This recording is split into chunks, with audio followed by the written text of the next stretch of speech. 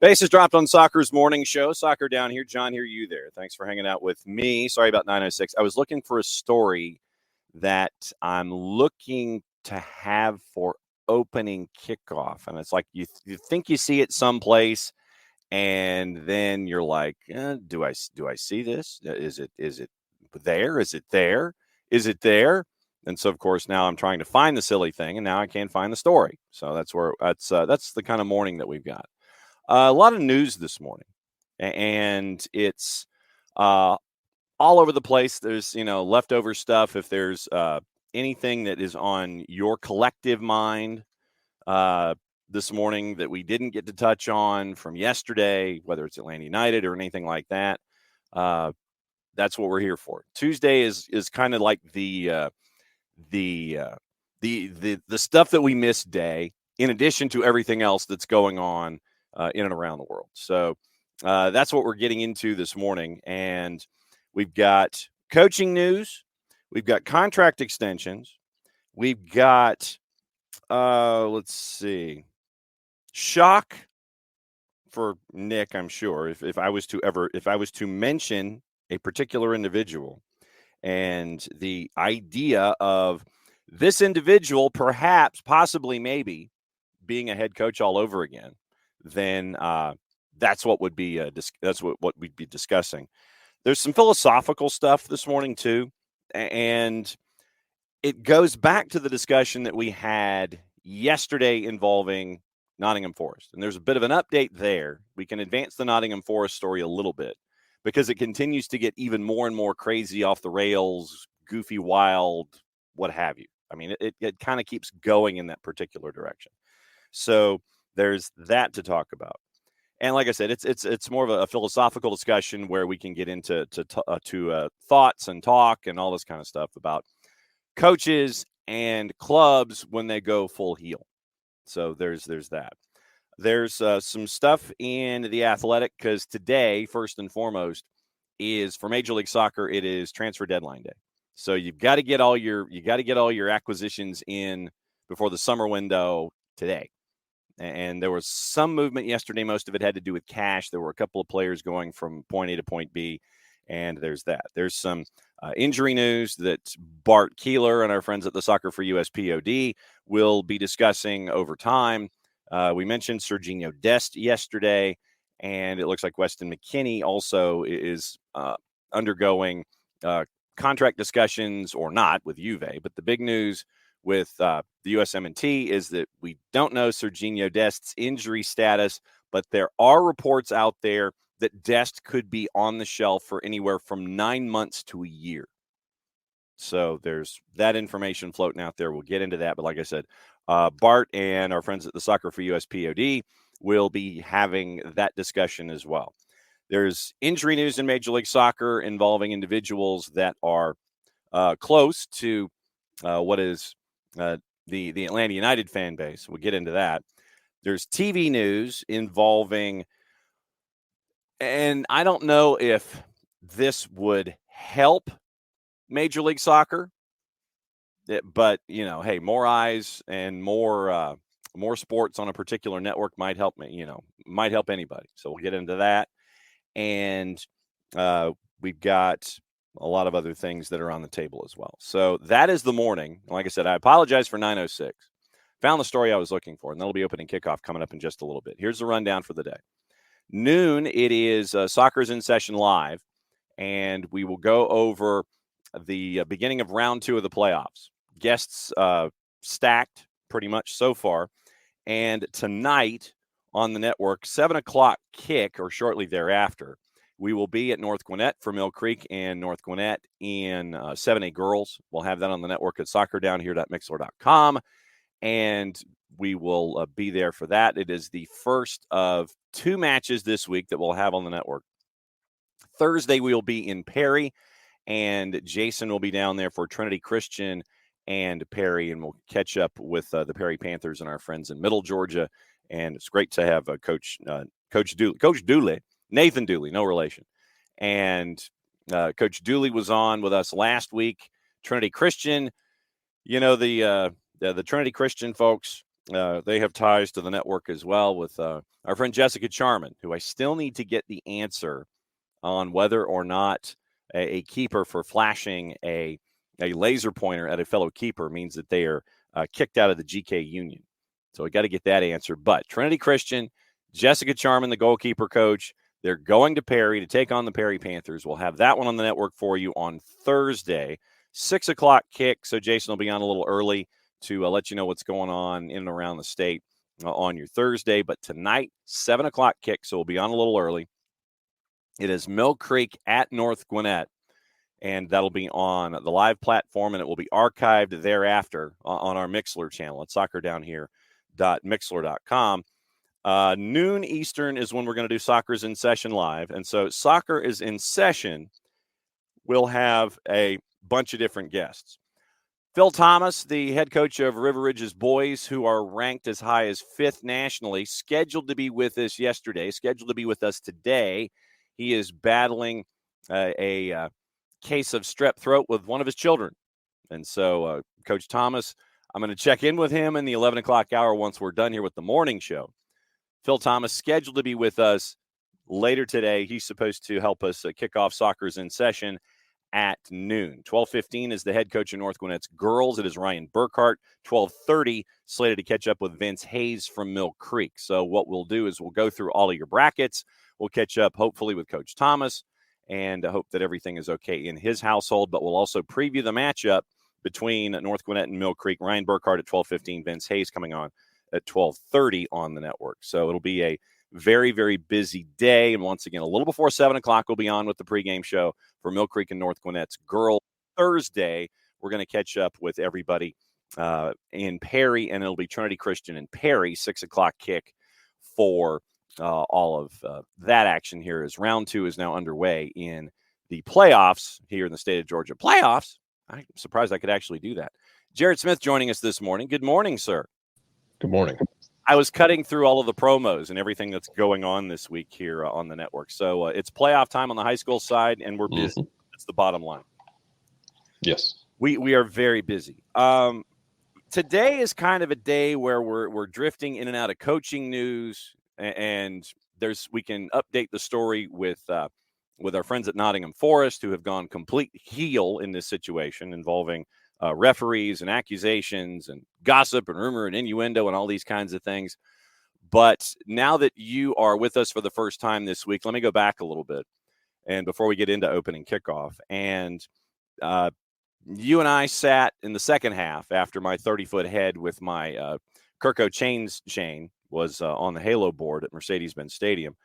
You and I sat through the second half of Atlanta United and FC Cincinnati. Now that you've had a 2 days plus to kind of sit there and sift through it in your brain, what else sticks in your head other than the 5 points that were abandoned with the 2 results? No, I mean, that's pretty much it. Is you've dropped 5 points in the last 2 games when you shouldn't have dropped any of them because of weird individual mistakes. And it's one of those things where there's not really anything to say that hasn't already been discussed, and I'm sure people don't want to keep going over it, so we can harp on it in minimal fashion and just move on with our lives. No, seriously, I'm sure people are tired of talking about it. Yeah. Because you dropped the points against Philly where you were these aren't as annoying if you don't feel like you're better than that, because you were better than Philly on the night.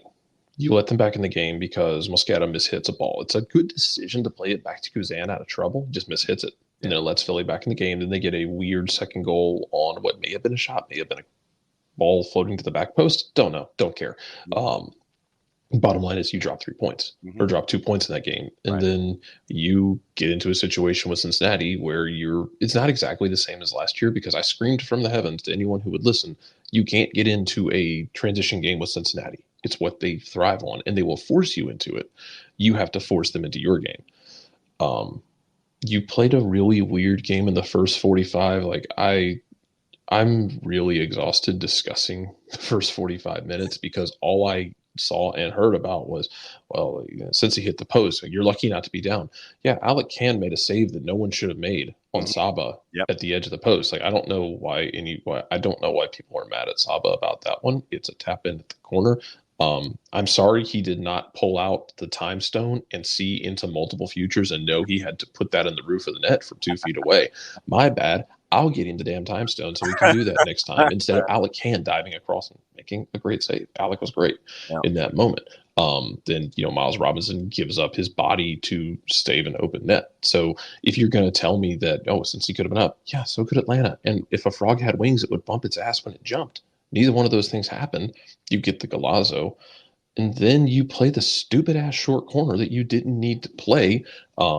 Is the closest I've heard to Gonzalo Pineda sounding really frustrated about the decision making on the field, because I know, trust me, I know the Pineda out stuff because it enters my chat and it enters both mine and the SDH feed multiple times in those situations. That's one, like, I don't know where to blame him for that one, because yes, it's something you work on, but you trust professional athletes in those moments to make better decisions, and they did not. That was a bad decision, and you can't make those bad decisions in that very moment. You just cannot, and you did. And you suffer the consequences for it. Then you go with Ronald Hernandez, and we can address the Ronald Hernandez's existence here, because I can tell you Ronald Hernandez is the kind of guy you want in your roster, because he is a guy who works his tail off, is very much a team first guy, and will do whatever you need of him. And you have to have those guys in your roster. Are they your first choice guys? Are they your favorites as a fan? Probably not, but you have to have them. You have to have those glue guys who are about the team and who will work their ass off constantly and will do a tough job when asked. And he was in that situation, and he was one of the players who made a mistake on the goal where it falls to Lucho and Lucho puts it away. As to why you don't go with Effer there, I don't know. I mean, maybe it's I know Hernandez mentioned his job was to help organize and get the ball moving and to help in the build-up play, which he's going to be better at in those moments, I think. And he's a more veteran player. And that was what I was going to allude to, is that Ronald, being more of a veteran, even though he is not a center back by trade, to put Efra out there in a situation where you're playing Cincinnati and you really don't get a chance to jump into the rhythm of the game. It's like, oh, Noah can't go. Oh, I've got to warm up and then, get out there. I think it might be just the experience factor of having Ronald out there who can do a variety of things instead of. I'm always a proponent of playing the kids, even if everybody's going to bitch at me about the kids making mistakes. Right. But I'm also of the mind that if I do that, I'm going to put them in situations to succeed, and putting Effer in that situation would not have been putting him in a situation to succeed. It'd been a tricky situation. It's annoying because you feel like you were better than dropping 5 points in those two games. And they are bad on-field decisions and then bad executions, because the thing is, you've been missing people. Like you're down now three. You were down 3 center backs in that game. You were down 2 center backs in the first game. Mm-hmm. You didn't have Gigi. You did not have Shande, which, I mean, you call a spade a spade. How much are we missing right now? Because Shande Silva has not been good to start the season. He can be. He has not been.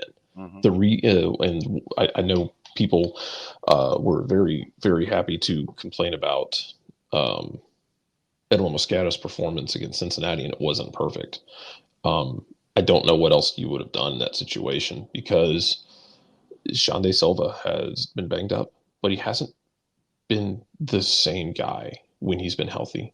Tyler Wolff has not given you what you've needed, and Gonzalo Pineda talked about it after the game, that this was a game for Moscato because you wanted that pace to push Cincinnati and to push their back line. He did get an assist in the game when he sets up the Golazo for Thiago. You want him to have put away some of his chances he gets, because of the way you were able to kind of lure Cincinnati into trapping you, and then you get out of the trap, and then you're able to hit things on the weak side to Edwin a couple of times, and he isn't able to put it away. Man, it's just it feels like you set things up as well as you could considering the injuries you had the last 2 games.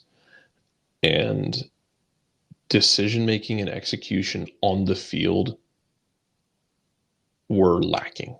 Mm-hmm. And those are different things to me than, it was set up poorly or the wrong guys were picked for spots. You were limited on what you could do. Yeah. You set it up. I think, as well as you could have. We did this whole song and dance last summer when Atlanta went to a back 3, where you're just finding a way to set things up in a weird time where you don't have the bodies you necessarily want. You have to try and make things work. And you did that last year. Remember, you were able to go to Montreal and get a win. You were able to string together some results and just trying to tie things up until guys are back healthy. I thought you did everything right in those moments, but it's those individual mistakes where, why the hell are you playing the short corner? And not even just because Gigi's back in the game at that point. Yep. Why are you playing it? Because you just made 3 subs. You're not structured and organized. And now you're in a counter situation because you didn't communicate things clearly between Thiago and Brooks. So the ball's played short. Brooks doesn't get there. Frankly, I mean, in hindsight, what Brooks should have done is just pull the guy down. That's just professional style, get it done. But I'd have to go back and look because he might have been the last guy, and you might have been in a red card situation. So even if you were that far within the attacking half. If he's the only, if it becomes a 2-1 none, that's a different conversation, I think. Yeah. But just the decision making was infuriating. And the thing is about the goals you've given up this year, they've been weird goals or penalties or stuff that is like I think the most simple of them was the Columbus goal, where Columbus hits a big switch on you, which you do on people, and they're able to create a goal out of it. I mean, you've got that. You've got these 2 weird ass games in the last 4 goals in the last 2 games from weird stuff. Toronto is weird to quantify just because you were missing everybody and their mother up there, and it was kind of a weird situation. But otherwise, like, it's been a penalty, it's been a golazo from Carl's heel. Like, you've been better about closing out those moments in the metaphorical half court set, making people make tough decisions. You've done well on that. I don't know how you fix the moments of bad decision making from players on the field. And frankly, and I know it's a very popular, I know it's the Pineda out thing. I don't know how he fixes that, because he cannot pick up a remote controller and tell them, hey, you're in good shape right now. We just made changes. Maybe just pump this into the box to the big guy who just came into the game and see what you can make out of it. And not get cute. Oh, Jesus Christ, you got cute. Now we're on the counter, and now the game's kind of tilting out of our control. Right. He doesn't have the controller to make those moves. What is it they always say, that a coach is not out there on the field? He's not out there on the field, but the way he's going to deal with things as well is he is going to absorb the blame intentionally. He's going to go out of his way to absorb blame, but also deflect the good to the players, which is what a coach should do, and that's fine. Man, it's especially on the decision making, especially on a dead ball, like is just mind boggling. And I'm not going to say that you have to go win in Chicago. It'd be great to call. It is April 23rd right now. Mm-hmm. This game will be played on April the 27th, I believe. Yes. I'm not calling a game on April 27th a must win. I'm just not. I get if you want to do that. I get it's fun for talking points and it drives conversation. It is April 27th coming up. I'm not calling an April 27th match a must win, because there's 2 games that you should have won that you didn't. That sucks. But if you can't figure yourself out, then you have even deeper problems that transcend just, player and coach. Yeah. But I'm not calling it a must win. It'd be nice to win it. It'd be nice to get the ship turned around. I have watched way too many teams in this league that we thought were dead and that were mentally weak as shit crawl back from the edge. Mm-hmm. that have been much worse in terms of raw talent than this team. So I'm not calling a game at the end of April a must win because I don't feel like being an ESPN morning talk show. Yeah, and that's not what we are. I mean, Atlanta United's at the quarter pole. I don't think I'm too far off because they've played 8 matches. And the conversations that I was having offline with folks, Atlanta right now is 1, if not 2 matches in the, they've got 1 or 2 extra matches depending on the competition. Yeah, they have one based on most people. Miami is the outlier there. If you go look at the table, Miami's played a metric ton of matches so far. And to Tom's point, that was my thing with Edwin. Edwin earned that start because Edwin's actually been a functional left left winger. Because you go back, even the Philly game, man, when he misplays that ball, like it's the right choice to play that ball because it's in a pinball zone. One bad touch, one bad deflection, which is what Philadelphia and Cincinnati are really good at creating, and you're in danger. So he's trying to get it out to Brad, and he just mishits it. It's the right decision. It's the wrong execution. It is what it is. And then later in the game, he ties Philly's right back in granite knots and should have had a game-winning assist if Saba doesn't put his shot off the post. Mm-hmm. So, I mean, Edwin earned that start because Howard Wolf hasn't been giving you anything. Frankly, and you want to really dive into, because I know Emilio mentioned the center back. Abraham and Cobb have been really good. They have. You want to find a place where you want to find,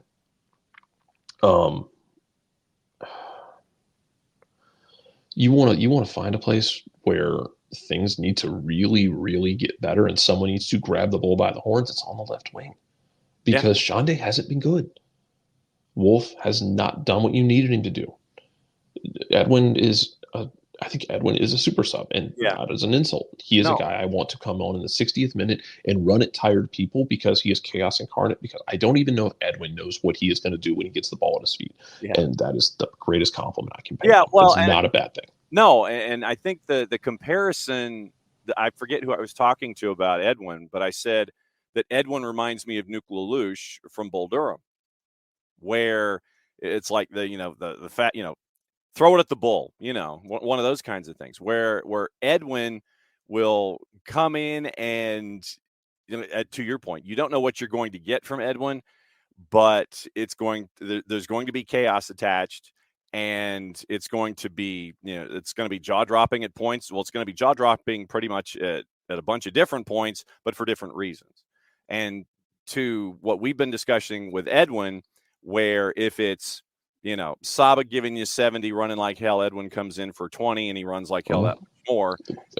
Same thing on the left, but you're looking for that starting piece. And we've mentioned that Shande, when he's healthy, he hasn't been that guy this year, and he can be. I mean, maybe and the thing is with him, you're going to keep running him out there because he's talented as hell. Yeah. And he's mercurial enough to just turn it on. And he might turn it on this week. That'd be great. Mm-hmm.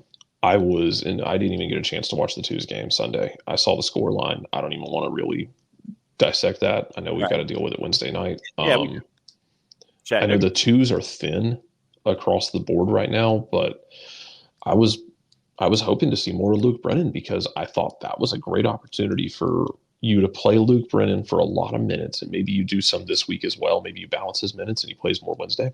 Yeah. I thought it's a great opportunity for Luke Brennan to play and show you something, because at the rate things are going,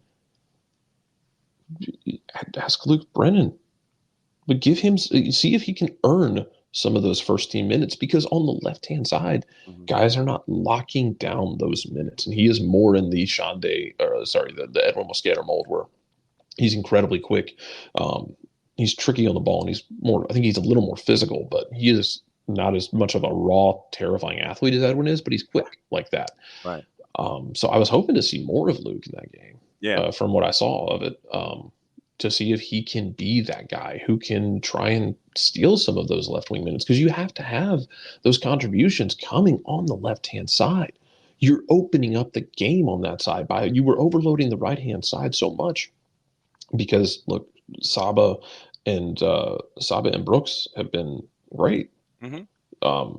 But you got to have something to balance that. you have to have contributions on the left-hand side. Yeah. And if you watch Caleb Wiley's going to cut inside. He's going to underlap more often and find that dead space between the 10 and your winger. And he's going to exploit that space and then kind of pull things out of shape. That's fine. But you got to have somebody, if you're going to overload that right side and free up that weak side like that, you have to have somebody who's going to execute and actually going to finish things off. And right now, you just don't have that. And you're still on 11 points right now. Yeah. It should be more. Yeah. It should be better. 110%. It should be better. And it hasn't been. Yeah. So how are you going to fix that? Yeah. Because, the defense, fine. Guys, I still think you miss Gregerson's swagger out there a bit. True. But you need that contribution on the left-hand side. And you're going to need it against a Chicago team that hasn't been good, but it's kind of in that stupid realm where, like, Chicago hasn't been good, but because they haven't been good, they're probably going to be a pain in the ass to play against because you're getting to the point where they're going to have guys who are about to start playing for jobs. Yeah. So we'll get into Chicago more as the week goes along. But if you look at the lineup that they put out this past weekend, it's the same issues at left back that they had when they were here at Mercedes-Benz Stadium that can be exploited by Saba and Brooks. If it is Aragoni that is starting because of the injury to Andrew Gutman and the subsequent injury that was had.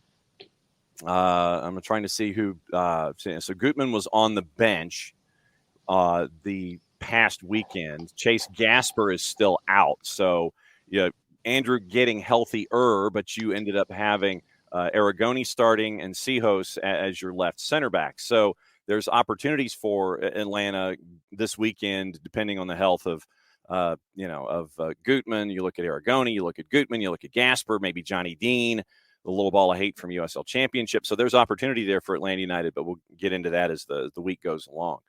To your point, say Luke Brennan, if you have Luke, we're used to seeing Luke on the right-hand side, but he has changed over to the left-hand side. So I would say that is an option. And Saba has been known to play left wing, right wing, whatever. The second, and Luke can invert on that left-hand side. He can cut it on his right foot. Yeah. So the biggest thing is that we know that Sean Day's a rhythm guy, and injury has taken him out of his rhythm, and he's trying to get back into the rhythm that we're used to seeing with Sean Day. And so, when we discuss how injuries can have an impact on a starting 11, this is what you're looking at here. When you don't have, and Emilio was making this point about, if you've got 8 of your starting 11, you can't necessarily discuss injuries as a difficult, as one of your difficulties.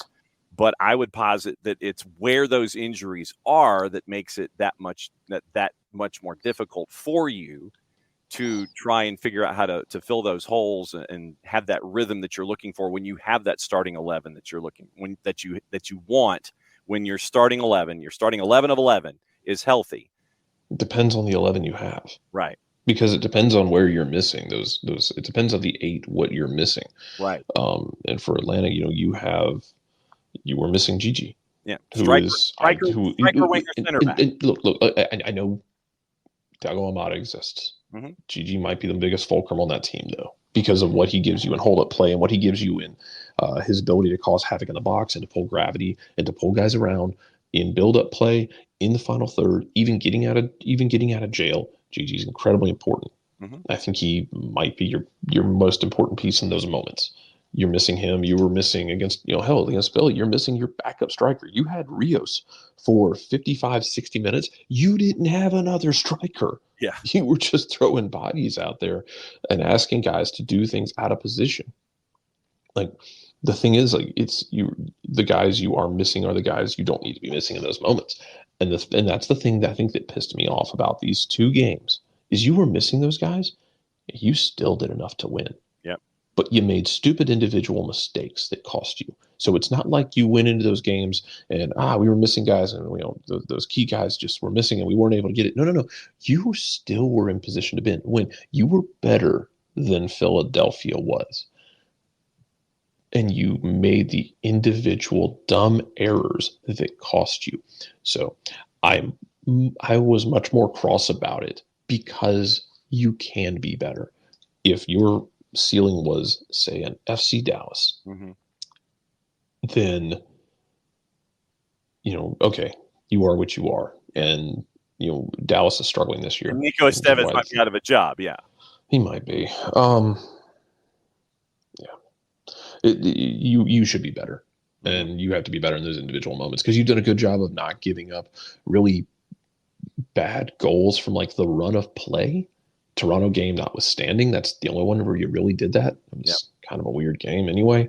Not that you can't completely wash it away, but it was the only one where you've given up like goals that you hate to give up. Like the other ones had been like the penalty in NYC, which was really soft, and then goals that you're giving up are because of your mistakes, not necessarily what the opponent is doing to you. Right. If that makes sense. Yeah, you're doing it to yourself. Yes, it is your misfortune that is allowing them to find success. And yes, I get it. People are hitting the post. Atlanta has also hit the post. Atlanta has forced a couple of amazing saves. This is a two-way street if we talk about what might have been. Once again, if frogs had wings, they wouldn't bump their ass when they jumped. If my mother had wheels, she would be a bicycle. Wow, that's a good one. I've never known that one. That's the first time I've heard that one before. I mean, there's always going to be what if moments. Yeah, and when that happens, you kiss the post and you think it, or you take an axe and you chop it down. Yeah, because sometimes it works for you, sometimes it works against you. It's literally just the way the sport works. Yeah. Otherwise, you can go back to the square posts back in the day if you want to and get really weird with the angles. Oh wow. But yeah, I mean, right now, bottom line, with everything that has happened with Atlanta United right now, match in hand, you're a win out of fourth. You're a win out of fourth, but you should be a win out of second. No doubt. Yeah. You should be. Yeah. You can be better. Mm-hmm. And that is where I'm at with it. Yeah, great. You're a win out of fourth. You should be higher up the table because of individual mistakes that you made on the field after you had weathered storms and you were set up to be in good shape. You made individual errors that you cannot make, and you certainly cannot make them in crunch time in a playoff situation. So you have to get your shit right. Yep. And we've earned the explicit rating for the morning. Oh, I learned that 10 minutes ago. Oh, I know you did. No, you would finally caught your breath and stopped at at the end of a sentence. So, yeah. So like I said, right now, yes, we've stipulated that 5 points were left on the table, and it's individual mistakes. And it's different individuals, and so it's learn it now, so you don't make the decision. So you don't make if you're in the same situation or processing the same idea later, that you don't make the same mistake later when it counts that much more. So, it's just the dumbest of individual mistakes too. It's like, yeah, it's why do you play that short corner in that situation with all the other factors, and it's you mishit a ball that you shouldn't have, and yeah, it's very annoying. So yeah, go. The only thing you can do, and it's the same thing I've said about the twos, and I think Steve Cook said it in as many words, is no one's going to feel sorry for you. No, you cannot feel sorry for yourself. So you have to go play Chicago this week. They're going to be a pain in the ass because those are guys playing for jobs in some situations. They're probably going to be tough to play. Yeah, you should probably go beat them. Yes. Can you do it? I don't know. That's up to you. Yeah. And that's, I think you are talented enough to do it. I think Gonzalo Pineda has set them up in a way to be successful in doing it. I'm sorry, I'm not familiar this week with whatever whiplash we're on about whether Gonzalo Pineda is coaching his ass off or if we're Pineda out. I know it changes every 3 days. I'm sorry, I don't keep a chart for it, man. I really don't. Yeah. I don't have the you don't have your shooting gallery lined up this morning? No, I don't. And yeah, I don't know. So yeah, and it feels, and yeah, I'm just this will let's see what it looks like this weekend, because there's nothing else that you really can do at this point except tell them, hey, you're not giving up the same dumb goals, I guess, for lack of a better word, that you were before, where it's like, oh, so and so didn't close out, so and so didn't step out, the line wasn't held. It's just much dumber things, and in a sense much more infuriating things, because they feel much more correctable Mm-hmm. than like when you were giving up like some of like the Carl Seal goal last year in that bonkers game where or was it 2 years ago where Kubo Torres scores the worldie? Yeah, I think No, it wasn't Kubo. It was shit, who was the guy last year? Who was the backup striker last year? Oh, Was with Miguel Berry. Columbus or Miguel Berry. Miguel Berry scores that worldie, and Yeah, then you give up that goal. Like that's just you didn't hustle out. yeah. You weren't in shape. You didn't hustle out. You're not giving up those goals necessarily. You're giving up weird shit. Mm-hmm. And that feels more correctable. And for me, that's what makes it more annoying and more frustrating is it's make better decisions with the ball at your feet. Make better decisions on a dead ball where you have time to comprehend, to contemplate and comprehend the situation at hand. Just make better decisions on those moments. Mm-hmm. And then, yeah. Ugh. Yes, exactly. But yes, Dell, this is Gonzalo Pineda's first head coaching Mhm. gig, and he was the number 2 for Brian Schmetzer for quite some time, and learned from Brian Schmetzer, and it He's was more aggressive than Spencer. and that is That's been definitely the funny part about it is like Gonzalo Pineda is much more aggressive in his style, his offensive style. Like he wants bodies forward. Like he wants to take more risks than Spencer ever did. yeah So that's kind of where do you go? Where do you want things to be? Because he is more aggressive, and like he said before, he's like, the best way to protect a goal lead is to make it a 2-goal lead. The best way to protect a 2-goal lead is to make it a 3-goal lead, and that sort of thing. But it is not as pragmatic as Spencer. yeah It's not as pragmatic as Frank de Boer was. So, what are you comfortable with? Like, what do you want to see in terms of style? Because I think the style in the last 2 games hasn't killed you as much as those individual mistakes have. Like the Philadelphia game, you were better. Cincy, yeah, you rode a bit of luck. Cincy rode both you and Cincy rode some luck and some good moments from your defenders. And then you made a mistake and you lost control of the game. And you can't do that with Cincinnati. But you were not the first team to do that with Cincinnati. You're certainly not the last team who will have that same situation happen with Cincinnati. Hell, Columbus did it to Cincinnati last year in the playoffs. I promise, though, it can be worse because, my God, go look at Sporting Kansas City blowing 3-goal leads in back-to-back weeks. Because their goals were much more of like their goals they gave up were much more of like the ones that Atlanta had given up last year when they were figuring stuff out. I think where it was, hey, you gave up a goal here when you had a lead and somehow you were out of shape. Don't know why. Don't know how you were out of shape, but you were completely out of shape and guys weren't where they needed to be. I feel like you haven't had as much of that this year, so much as like weird stuff. Um, so at least you're not that, but you'll again just you'll figure it out because you have that. You have Open Cup, which I would expect a lot of twos guys in Open Cup. I would expect a lot of. I would expect that you would see a lot of push into Leagues Cup as well. Mm-hmm. But Open Cup would be the one I think that Open Cup. I'm kind of expecting them to a lot of second team guys, a lot of second choice guys, which I hate because I think you should always take the Open Cup very seriously because it is considering when you come into the tournament and what you have to deal with. The Open Cup is your easiest path to a trophy because almost always you're going to get a lower division team first. You might get a lower division team in the second round, the round of 16, 32, whatever the hell it is. Yep. And then it's a matter of winning 3 games for a trophy. It's the easiest path. So I hate not taking it seriously. But that might be where you're at. Yeah. So and you are in this situation because you have made your own bed with the last 2 games. Mm-hmm. And to your point about Open Cup, it is round of 32, round of 16. You're in your division, and then it's that's the round of 8, and then it's 8-4-2. Yeah, and Dell's right. You might have to play the Battery next. You might have to play the Battery next. I'm going to thoroughly enjoy watching the Battery play Tormenta. Not in any slander. No, I'm not slandering either team. No. This isn't a shot across the bow at either team. But Tormenta has a special place in our heart. Mm-hmm. The Battery has a special place in a lot of people's heart because it was one of those teams I think that people got to understand a little bit better in the early days of Atlanta United because you had that partnership. And then you've seen them in the Open Cup over and over and over and over and over and over and over and over and over and over and over and over again. So yeah, they did play a lot. Yeah, they played a lot. They played some fun games. They played some stupid games. That's true. Played some hilarious games. Yeah. And Charleston is not to be trifled with. And Pierman has them clicking. Again, this is a team that was a shootout away from winning USL title last year. Mm-hmm. And then they went out and just decided to, like, I remember like watching them last year. I was like, wow, they're really good. Midfield's kind of okay. Like it feels like a point you can attack. They're like, cool, we're going to go get Aaron Malloy.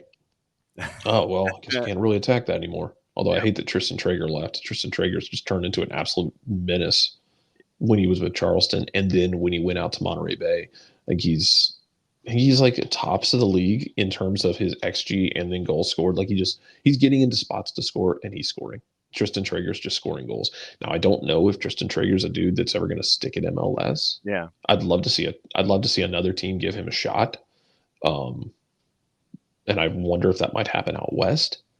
But dude, if his role in life is possibly winning a golden boot in USL year after year for like 5 or 6 years, there's a lot worse fates in the universe than that. Yeah. Yeah, we've seen Tristan.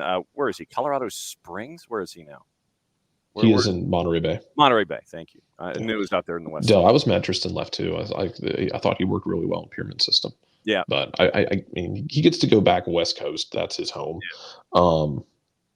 Oh yeah, okay. His fiance's in the military, and he's a West Coast guy. His dad is a real estate agent out in California as well. I think that's family, that's home, and he can be closer to home. And if he's going to start a life for himself, then I completely understand why he wanted to go back there. Yeah, it'd be really cool. Like, hell, man, go. Hey, San Jose, give him a call. Yeah, his dad was one of the first people.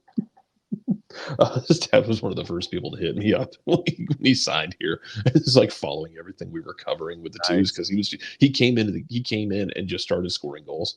And yeah, so Emilio, about that, it's one of those things where it's that jump from USL to MLS is kind of tricky, and some guys might be blocked. Mm-hmm. Where now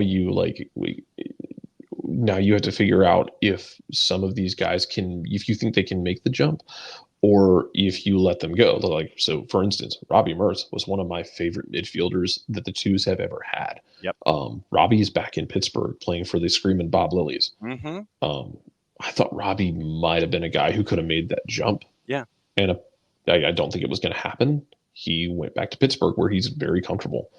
I don't know with Traeger what, you had, this was 2 years ago, you had Gigi coming in. Mm-hmm. You had Barry, which, knowing what we know now, Miguel Barry. You've let some guys go that you probably felt were guys that are, and this is not an uncommon role in life, in that really good USL player can tread water at MLS, but can't take it to the next level entirely. And it's kind of tricky. There have been one of my favorite of these kind of guys, actually. I wish there was a better path for USL to MLS too. And it's weird because I think every time a guy tries to make that jump and doesn't, it becomes a reinforcement for some people that the jump's too big. But when someone does, it becomes an exception to the rule. Yeah. One of my favorites of those guys was Mushkalusa, who was playing in the Midwest. I don't know where he's playing now. Efforting. So Enoch Mushkalusa Enoch Mushkalusa was an absolute nightmare to play against. And he was playing against he was playing USL games and was just annihilating everyone. He's in hard. That man was burning villages down and taking all of their gold. Yep. Daniel Rios was that dude. Go look what Daniel Rios did for Nashville when he played for the USL side. Yeah. And Rios now playing for Atlanta United, but Rios was one of those guys who made the jump, and it's a tricky jump because Rios was scoring goals. He was scoring goals at will for Nashville when they were in USL Championship, and then he has those spurts for Charlotte where he has like the 4-goal game, which was hilarious. But otherwise, like it's a tricky jump, and it's not for everybody. You'll have some guys who are good in USL and can carry that good to MLS, and some guys who are great in USL who can't carry it, and that's okay. It shouldn't be a thing we use to ever diminish USL though, because USL is its own animal. Yeah. It's tough. Mm-hmm. We've had this conversation with like some of the teams that have struggled this year. Like so far, Pittsburgh and Memphis have both struggled. Like Pittsburgh has been a traditional power, but it's been kind of weird. Yes. And then Memphis has struggled to hold on to leads. And theirs is a weird one just because like their travel is so brutal, because you have a team that's in West Tennessee that's playing Western Conference teams, and it's a lot of travel. Mm-hmm. And then when they do play home games, it's a lot of travel for the teams that have to go play them. USL is just weird, man. And like year over year, it's hard to maintain it. So it's what makes Pierman so impressive and what he's been able to do. It's what made Bob Lilly so impressive for years in Pittsburgh. And I've always kind of wondered, like, when does some MLS team call, Bob Lilly? Be like, hey, Lily ball is not exciting by any stretch of the exciting is possibly the last word I would call Lily ball. That's true. But he's gotten wins, he's gotten results, and I've kind of always wondered, like, is someone going to call Bob Lilly and ask him to come manage an MLS team? Because like it's not like MLS teams are afraid of playing regressive games. I mean, I can go watch Gary Smith playing with Nashville. Hell, maybe Nashville can call Bob Lilly. Sure. Yeah, man. See, into Dell's point, like it's, and over to Emilio's point, yeah, it's tricky with the twos. And one of my favorite conversations I've ever had was with a coach of the twos once, where they talked about, I think they were still in USL at the time, but for those guys who were technically with the twos, quote unquote, get pulled up to first team training all the time. Mm-hmm. You're seeing what they've got, and so I know Alan Carlton trains with the first team a fair amount. Allen might be one to keep an eye on. The kid, we know the kid can play. We know his pedigree. We know who his brother is. He's a little different as a player, but those guys get called up to play with the first team and train with the first team. It can be hard for them to maintain chemistry and to build those communities on the field and have that chemistry, because guys are getting pulled in different directions. Some of those, younger kids, those academy kids, they might be playing MLS Next tournaments. They might be out playing tournaments. They might be with a youth national team in some instances. Some of the older guys might be training with the first team. And so it's hard to have that consistent chemistry with the second team training week in and week out. It's a tough balancing act. Being a second team coach is got to be an absolute pain in the ass in the current setup that you have with MLS Next Pro, because guys are training with the first team to see what they've got, to see if they can make that jump, or or they're away, and it's tough to have that chemistry. It's tricky. I don't know how MD Myers is not with NYCFC's to his first team. I get he's quote unquote blocked, but like it's not like NYC is burning buildings down every week. But you end up with City Football Group investing all this money in all these folks, and their front four in the matchup that won against DC United, just to give you an idea, it's Bakrar, Ojeda, Santi Rodriguez, and Hannes Wolf. That was your front four going up against DC United. And so, Del, this is the path from USL to MLS, assistant coach, and then head coach. You can't go straight from USL to MLS. Here's the thing, man. It has happened before. James O'Connor did it. He went from Louisville straight to Orlando, and then he didn't. Gary did it with Nashville. Yeah, but Gary'd already won a title. Gary's won an MLS Cup before with Colorado. Mm-hmm. I think he won a cup with Colorado. Yeah, he won a cup with Colorado. Yeah. Like, so I mean, he's got experience doing that. Like Gary going with USL Nashville to MLS Nashville isn't the same thing to me, because he had experience in MLS.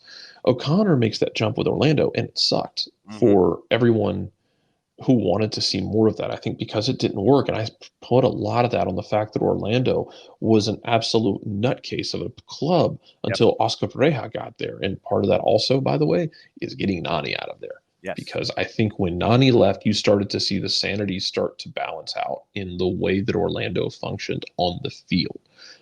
He's such an insanely talented player, but also possibly an insane player. And that was something that I think hurt the USL coach pipeline in some eyes. Yeah. Is that O'Connor made that jump and it didn't stick. Because if you want to talk about a guy who I would love to see make that jump, Dell, is Danny Cruz. Yes. In Louisville. Mm-hmm. Like, you get a coach that gets fired this year, somebody give Danny Cruz a call. Yep. I really like how Louisville plays. Give Danny a call, see what he can do. Yeah, Trula saying Lesnes is Lacine excuse me, was pronunciation shot. Lacine's been good this year, and again, it's kind of like what Rooney dealt with before, in that we got to consider also the fact that some of the clubs are not going to be the best fits in terms of what they're spending and what they're able to give a guy. Yeah. Because there are moments where everything's just bad. Yeah. Like, where you kind of felt like at times where Rooney was like, "Hey, man, I'm working with what I got. I'm just trying to make things fit, and I'm just trying to make things work right now." And you're just seeing what you can get across the board. Gary's already done that in Nashville, where he's already called for more reinforcements for that squad. And we're still not sure, like, is Sam Surridge going to fully come good? We don't really know. But Neil Collins, is he coming back? I don't know, man. Like, I'm trying to figure out where Jack's going. Jack Collison, who left the Hunt City Post, and still not sure if that was a straight up firing or if it was a mutual decision or whatever the hell it was, man. I don't know.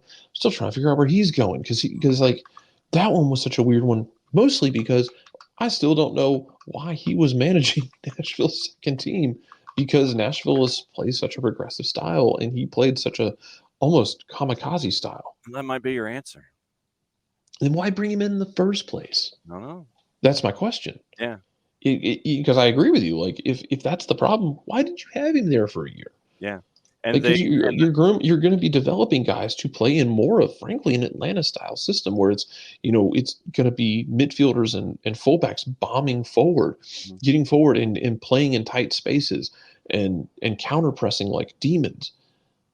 They're going to go to Nashville where you don't really do that. Yeah. Like, you do it in spurts, but that's your current coach in Huntsville City is more of that style. Your current coach at Huntsville City was at Livingston last, which is absolutely more that style. You're 100% correct. And so you're now more philosophically in line with the first team and the second team than you were with Gary and Jack. You are now with the current coaching situation, top to bottom.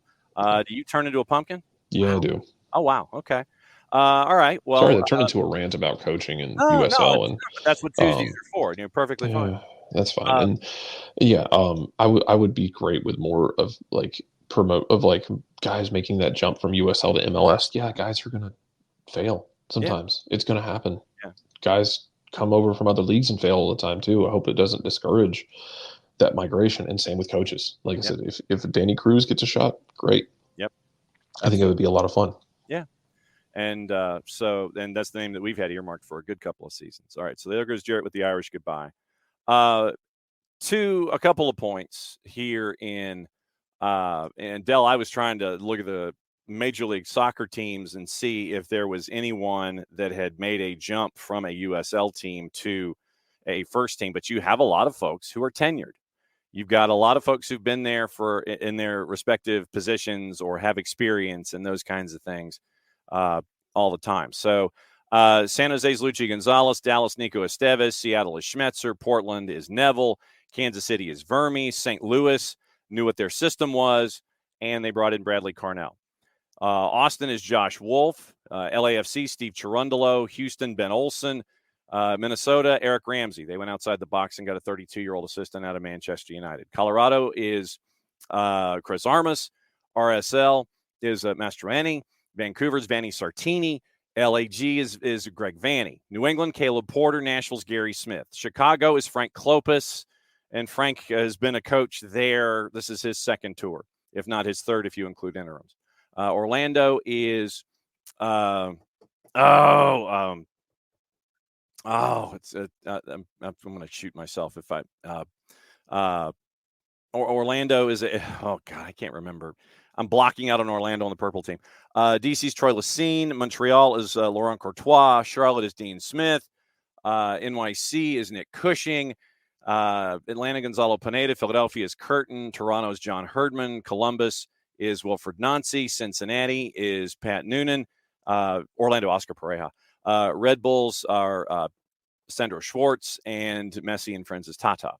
So what you've got in there most of the time are individuals who are tenured inside Major League Soccer, and they've been in various and different positions. You do have those that have gone through their systems, and they were coaches in other places. But the majority of the folks right now in Major League Soccer are tenured coaches who have been in more than one location. And so when you have a situation like a Josh Wolf who gets to build, or you want to tap one of the lead assistants in Major League Soccer, you're going against type.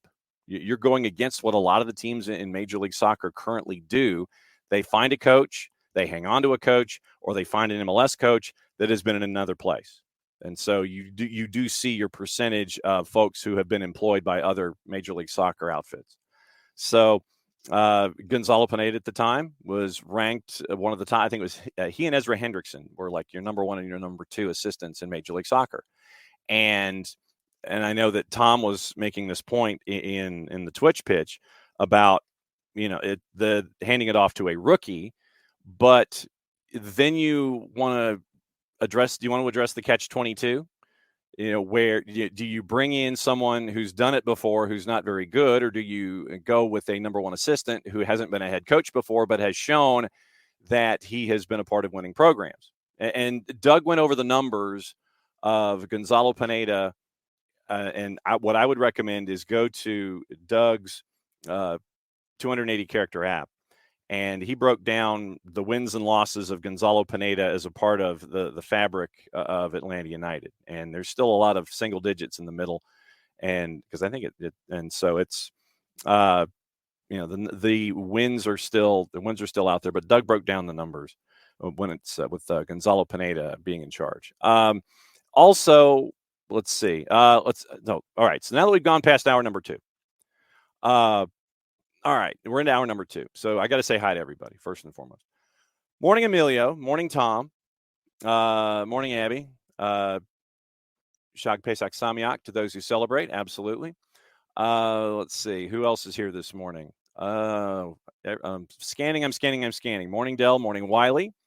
And I'm trying to see. And I could say hi to me because of, typing on 2 different computers. But I think that's and morning, Alex. Okay, so Alex is here for hour number 2. So, Emilio, I know that as a part of the conversation this morning, you were mentioning that the 2s are hard to watch. What I would suggest as watching the 2s, where the 2s are concerned, it's getting a chance to look at the next wave, the next generation of folks. And you're looking at development of the up-and-coming players.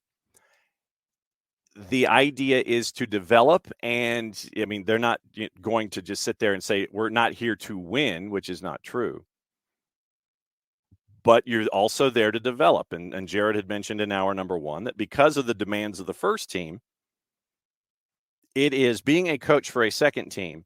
That doesn't matter what division we're talking about here. If you have a direct tie to a club, it is one of the most difficult juggling acts that I've seen when it comes to being a head coach, where you don't know who you're going to have sometimes until the day before. And then you've got to put something together that is akin to within the system that is taught or reinforced on a weekly basis, but you just don't know your personnel. And when you have the first team folks that need reps for whatever reason, rehab, getting minutes just to keep them, in playing sharp, what have you. You have the second team players who are under contract with the second team. And then you have the academy players who, for, whatever reason, are being chosen for a particular week. Give you an example from the last starting 11. You had folks that needed reps, and you had let me see if I can. I'm going to find. Let me find the roster. Let me find the starting 11 from the last go round for Atlanta United 2, and you had the opportunity, if you were Atlanta United 2, and once again you're dealing with the three prongs of what you were facing on a daily basis. So going up against FC Cincinnati 2, you had, okay, so you don't give me the rosters. That's great. All right, so I'm going to have to go to Twitter. But in that particular match for Atlanta United 2, you had a keeper who was getting his first start of the season in Jaden Hibbert. Hibbert was your number 1 draft pick. And so you're giving your number 1 draft pick the opportunity to start on the day. And then you go from that. Let me go to the first half. Okay, so Kareem Tamimi under contract with the Twos. So I need a third hand here. Kareem Tamimi under contract with the Twos. Derek Etienne needing minutes just to get into sharpness. Nick Firmino brought down from the first team to get minutes. Eric Centeno under contract with the Twos. Aiden Torres, an academy player who had been spending time away at Generation Adidas, who comes back in to be a part of the starting 11. Javier Armas, draft pick.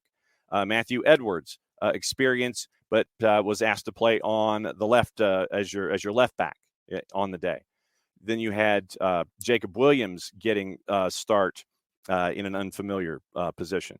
Caden Moore, academy, getting his second start in Atlanta United 2. Efren Morales needing minutes. Jaden Hibbert, number 1 draft pick.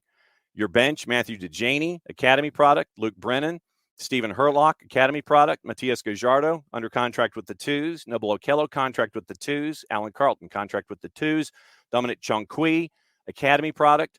Ramsey Kawazmi, now signed under the Twos. John Berner, your normal starting keeper, and is there to be almost an assistant coach for the keepers that are there on that level to help you out with that. So you had players coming from 3 different directions for Steve Cook, and they have a philosophy, and they are trying to learn.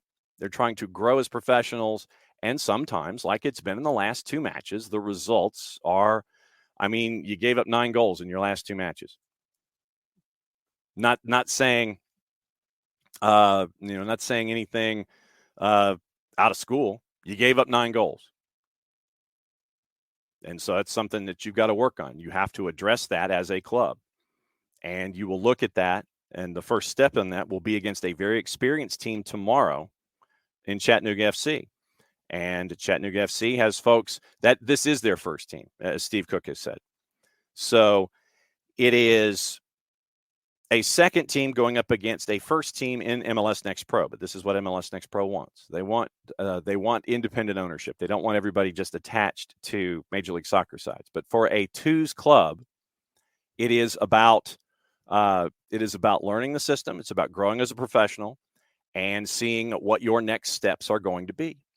And sometimes, as we've said, like in the last 2 matches, it's been a difficult day. And so we'll see what happens with Chattanooga FC coming to town tomorrow. Wow, it is tomorrow. Jarrett, Maddie, and I will have the call for that, and that'll be up at the Fraction. And so we will be, we will have that one for you on the network here on our Mixler channel at soccerdownhere.mixler.com. Dell, Allen is growing as a professional, and it's you see someone that comes in, and Allen, I will swear, Allen probably came in at 120 pounds when he first started as an academy product. But you're seeing him grow and mature as a professional. But I think you're at that point where I think if you are Alan Carlton And if you are Atlanta United, you want to see him go to that next level, whatever that next level is. And we're seeing through his development, you're seeing a little sandpaper. He's not backing down from any challenges. If somebody who's older and is more pounds will try to stick into a tackle and try to get the ball away from Allen, Allen's not going to be afraid to see that individual coming, and he's not also afraid to dish it out. So not afraid to take it, not afraid to dish it out. To see that bit of sandpaper from Alan Carlton added to his game, I think that that this is where we are with Allen. It's like, okay, what is the next stage of his growth and his development? And so we'll see what is next with Alan Carlton. How does he continue to grow and mature? And Abby says, yeah, he needs more meat. I think Alan might be up to 150 pounds now, but still very, very skinny, in the sense of how he first came to be at camp with Atlanta United, but he can run forever. Skilled player, talented player, can run forever, and now he's adding that sandpaper. And it's when the first time you see it from someone that you may not necessarily expect to see it from, you say, "Whoa, okay, that's new." But yeah, to see the sandpaper added to Allen's game, it's like, okay, so what is that? What is the next step in Alan Carlton's game? And that's part of the growth of a twos team. What is the next stage in Jaden Hibbert's growth? How does he continue to grow as a professional between the sticks, learning from guys like John Berner, Brad Gazan, and Josh Cohen? How does a Kareem Tamimi continue to grow, learning from the coaching staff and learning from guys like Yorgos Giacomakis and Saba? How does he learn from that? The young players at the back, Efren Morales. Noah Cobb and Efren Morales, you got to learn from the center backs ahead of you. You're seeing what's happening with Noah Cobb, and you're seeing how Efren Morales is the next one in line here at center back U. So you're seeing that kind of development, and it's fun to watch. And literally with a guy like Efren Morales, I mean, Noah Cobb, we've seen him since he's 15, and to see Noah continue to grow and develop, that's the fun part of the twos. To sit there and say, yeah, I knew him when, and he was this, and now he's this, and now he's a professional, and now he's doing these things. And when you have a lockdown center back like you have with Noah, who's 18, and he's doing what he's doing on a consistent basis, that's the stuff that really it draws a smile, because you get to see from the beginnings, see the growth, see these next stages. With Efra, you're seeing the same things, where Tony Annan thought he could be a center back when Efra first came in, and Efra literally had issues with a growth spurt where your body's trying to adjust to how you're growing and you're trying to be an athlete, and so Efra had to deal with the injuries associated with growing. And I mean that in the north-south sense, not in the emotional and physical sense, but in the actual idea of growing from 5'9" to 6'3". So with the twos, you get to see the whole three-dimensional, short of academy, you get to see part of the three-dimensional growth of a franchise. And so that's the part of the twos that when we go to the fraction and we see Abby and we see everybody there, we see all the plus ones that make it, and they're a part of all of this.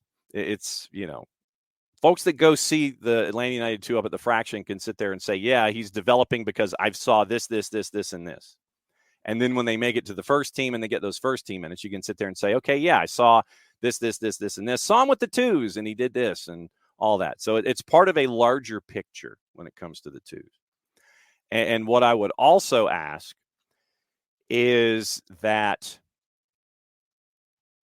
remember that they're teenagers and very young men. That as well. And go see the twos. I mean, it's great when you listen to us on the network, but at the same time, I would recommend, and I know you're going to Kennesaw, for those that can make it, for those that are northwest of the city, and you can find a home match and you can go see the twos that doesn't conflict with Atlanta United or anything like that. Go see the twos. It's a very casual environment. The refs can hear you when you're mad at them. We hear you mad at them on our microphones. You really let the referees have it. And it's also, MLS Next Pro is also a growing a petri dish for referees and ARs. So you get to see things from the first on. So it's part of a larger context. All of these things that are in the day-to-day, all these things that you see on a game day, all these things we talk about on a daily and a weekly basis, it's part of a larger context. All the things we talk about when it comes to games, game action, moments, status, position, all these things, it's part of a larger context. So take all of the individual pieces and fit them into that 500-piece jigsaw puzzle of the Paris skyline. That's what all of this is that we talk about, specifically with Atlanta United, but with teams in general on a daily basis. If we're talking about academy kids, if we're talking about U18s and U19s and things like that on a national team basis when Bart comes in, it's all about the larger picture. And what the end goals are, whether it's first team, second team, academy, what have you. And on a day-to-day basis, we try to walk through it all, address concerns, look at the larger picture of things, and try to be as even-handed in our distribution as possible when it comes to discussing things. I want to look at larger pictures. I want to find out what you guys are thinking. I want to have this as a two-way street every single week, every single day. And so when we have all of these different puzzle pieces that we get to talk about with the franchise that is the centerpiece here of where we're based, it is a part of a larger picture. It's a part of a larger picture with Major League Soccer. It's a part of a larger picture when it comes to, the U.S. So literally it's taking all of these pieces, putting them together, and addressing it as part of a larger picture. The fact that we get to take it from a micro, a singular franchise and all of the different parts of the organism that make it, apply it to the larger picture with the league, apply it to the larger picture, going from micro to macro and all points in between and all the issues of the day. That's what we're here for. That's what all of us on this side of the microphone are here for. That's what all of you on that side of the microphone are here for. Twitch pitch, talking, venting, letting us know what's on your mind. It's all part of a larger picture, but just understanding the larger picture, like I said, it's all a part of this process. So that's what we're here for on a daily basis. And like I said, I can't thank you guys enough for being here on a daily basis, to be here with all of our experts, to be here with all of our newsmakers, to go through all the news of the day and get you ready for the afternoon, because I would hope that we give you information to carry with you going forward on a daily basis, that we give you something to think about on a daily basis. We give you something to add on to what you already think about on a daily basis, because it's not just wins and losses, not just X's and O's. It's about growth and opportunity and how the game grows and where it grows and how it grows and all these different things and all these different levels, and sitting there and saying, hey, I didn't know a thing about Johnson Gainesville soccer. And when you get to catch up with Johnson Gainesville, you listen to them on the air and you get to hear how incredibly talented they are as a group. You can sit there and carry that information forward and talk to somebody else about it. Hey, by the way, yeah, I was listening to what was going on SDH, and they were talking about Johnson Gainesville. They had one of their games, and they were amazing. And it's adding that and passing that information on to others, so we all can sit there and have more well-rounded discussions about the whole thing. So, yeah, don't ever hold back on opinions. Don't ever hold back on Twitch pitch, because you know that someone is also out there probably thinking the same thing. So that's the part about the Twitch pitch, when we have guests on and things, that you guys have your own conversations. And I think that that's awesome. I think that when you guys have conversations with each other, and you guys do it here on the air, you do it in the Discord, you do it all over the place, you do it in person when you see each other at Atlanta United matches or wherever you are. That's the beautiful part of this whole thing. So, that was me. That was me standing up with my hand in the air, for beginning of hour number 2. Let's see. I do have a new poster to my left, Abby, and it's from our friends at Alliance Nurse Corps. But the thing is, and Scott Flood at the Flood Project, he has a humble request that I need to like move it closer. So it needs to be like right there-ish, but I need to find an easel or something. And so I need to figure out something to move it up, move it higher about 3 inches, but where it doesn't, cover up all the scarves and things, and come up with a strategic place to put it. But yeah, this is our friends at Alliance Nurse Corps. And our friends at Alliance Nurse Corps, proud sponsors of everything SDH. Scott Flood at the Flood Project was like, here, put this over your shoulder. And so now it's over my shoulder. But here, I'm going to move it forward a little bit so you can see right there. QR code from our friends at Alliance Nurse Corps. And so you click on the QR code, or let me know if you need it closer up if anybody wants to click on it. If you want to pursue a career in nursing, then you sit there and they ask, how'd you hear about us? You sit there and go, soccer down here. So that's how. But yeah, in the interim, it is right there so folks can see it. But yes, it is a QR code from our friends at Alliance Nurse Corps. So yes, that is the new thing behind me, and it's going to be there. So thanks to them. Thanks to Subaru of Gwinnett. Thanks to our friends at Kaiser Permanente, Hat-Trick Football Agency, all of the sponsors here at SDH. Reminder, 90 minutes or so. It's, 100 minutes, 198 minutes. Noon, soccer's in session live, and we'll go over the beginning of the brackets in round number 2. It is 7A girls tonight.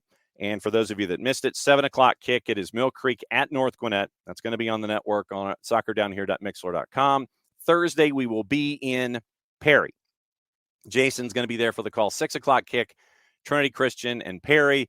So it's our friends, the Perry Panthers, and our friend from the GK Union, Jessica Charman, and her Trinity Christian side, and it's going to be fun. So it'll be down there on Thursday with Trinity Christian and Perry, and today at 7, it is Mill Creek and North Gwinnett as our high school coverage continues. By the way, when we go to Perry, that will be our 30th match day of the year. 30th match day of the year and pushing 55 games or so. So we've got another couple of weeks. So by the time we're done, 2-4, it'll probably be 34 different match days and probably 60 matches by the time we're done. So somewhere in there. That's our broadcast high school schedule. And thanks to all of you guys for the responses on it. Thanks for letting us come into your homes to add that to the portfolio when it comes to everything that we do here at SDH. But yeah, it is second round coming up today. Noon Eastern, we'll talk about brackets. We've got some guests.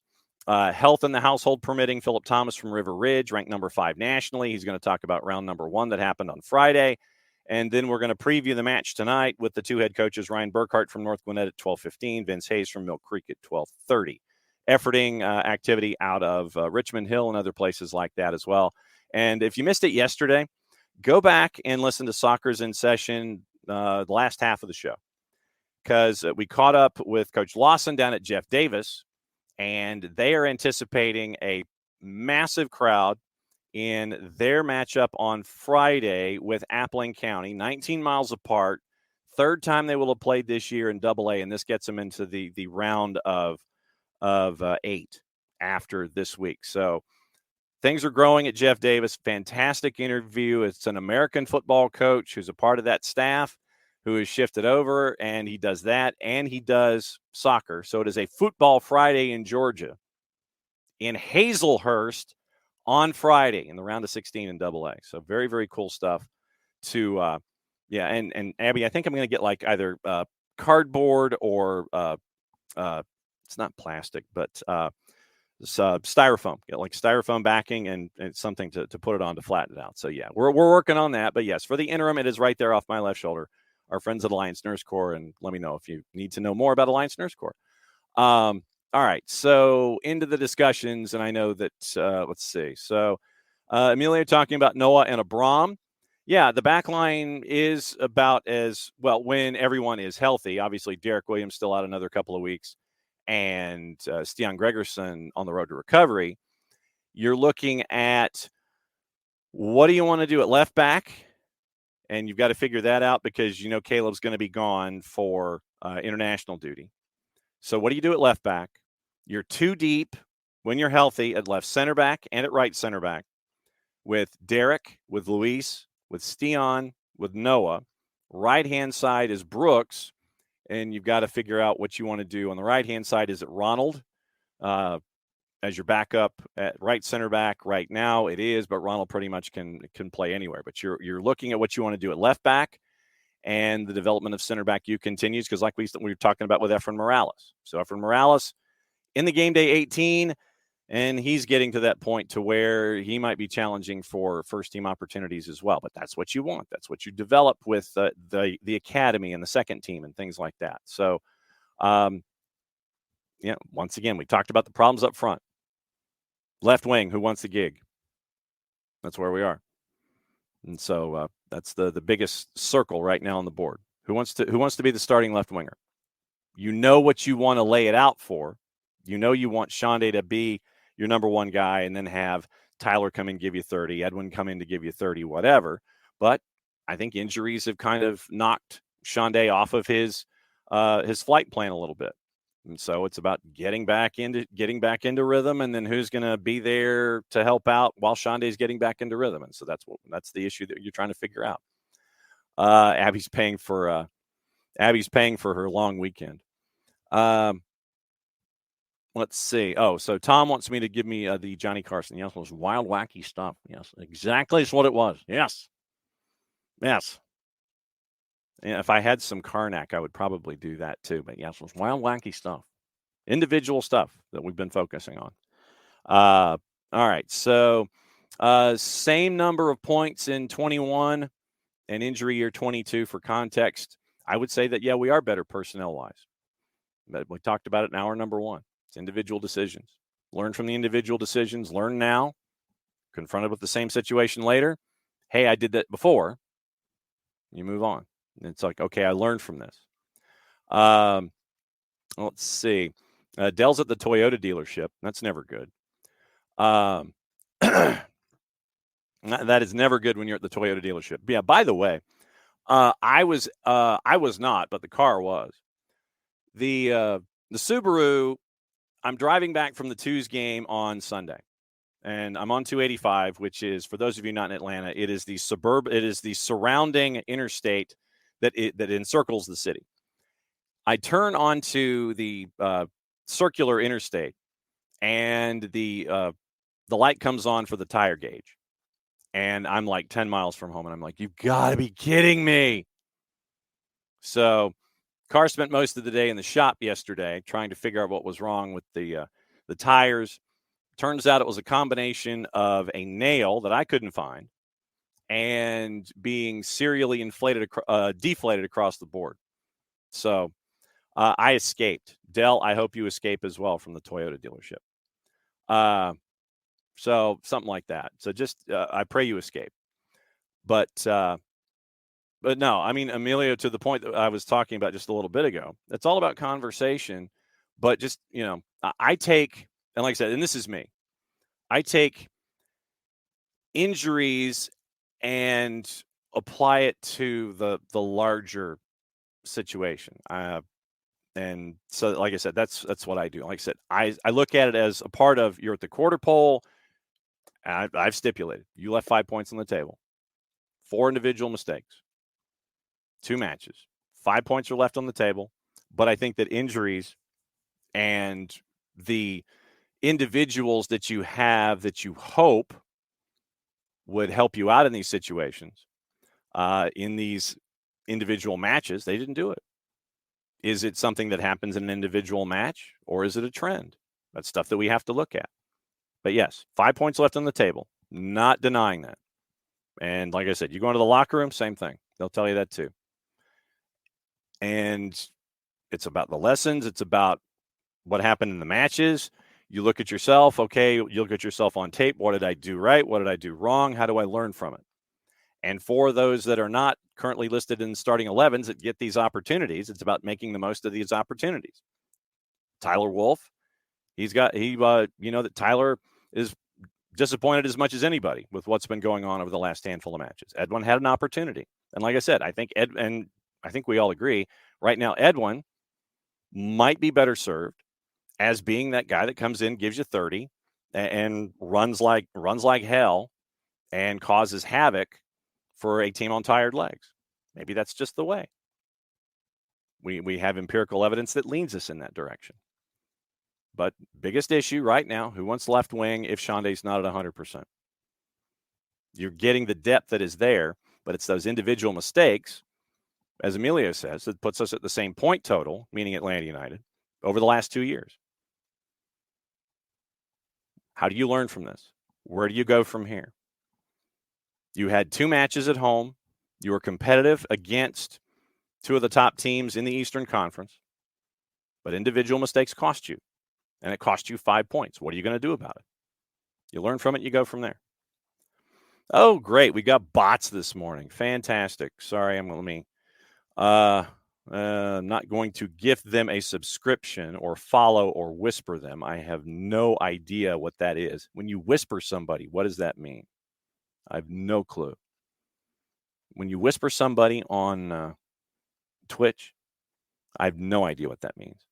So 10:32 Eastern Time.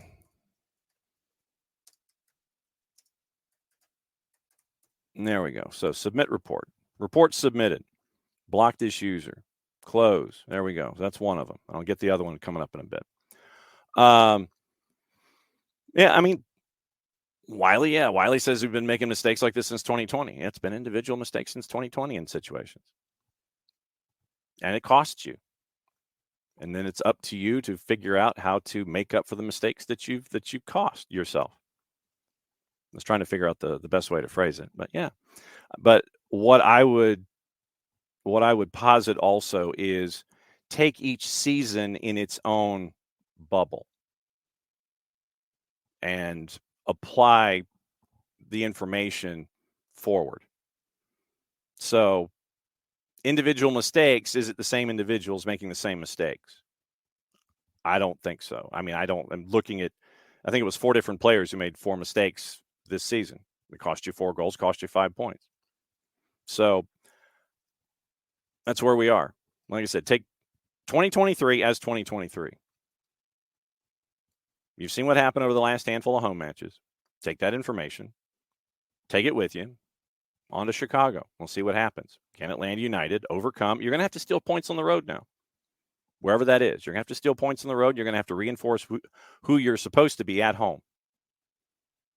You reinforce yourself at home, you got to steal points on the road. You got to figure out where to do that. And then you got to chase after, that top 4 position that everybody's been talking about. But like I said, match in hand, 3 points out of 4th. But if you'd had those 5 points, you'd be right up there in second place. Take it, learn early in the year. So we'll see what happens. All right. Thank you, Alex. Whisper is Twitch private management, and Emilio looking at the manager being a constant. But are the mistakes the same mistakes? Are the same people making the same mistakes under the same manager? That's probably how I'm trying to phrase it. I'm not very good at trying to figure out how to line something up. And I know that Emilio and Tom are making the point that Gonzalo Pineda is a good OC, if you were to sit there and put it in American football parlance. But so we'll see. I mean, I would say that with everything that, and this is once again adding all of these other stuff, all these other things that we talk about. Like I said, I know that if we were to sit down at a table off air, meaning me, Tom, Emilio, whomever, and we were to have a discussion like this, it would be a very spirited discussion, probably a very long discussion. But that's what those are for. So, no, it's everyone brings what they bring to the table. That has never been in doubt here. So, like I said, I will respectfully disagree with Emilio and Tom. Everybody knows how I feel on the subject, but I'm not going to sit here and tell you not to say something.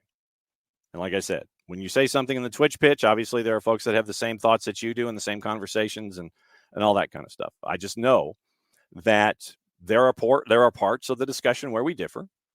And I know that if we were to sit down in public, and I run into Tom in public at our public appearances a lot. And I know that if we were to sit down, like I said, grab me by the collar and we'll sit down and we'll talk. And I know that it would be a long discussion. It would probably be spirited as well. So we would need a table and a reservation and quite some time. But that's the fun part in all of this, is that we all bring our stuff to the table every single day. Emilio's asking if we'd ever won in Chicago. Usually it's a blowout. I went back and looked.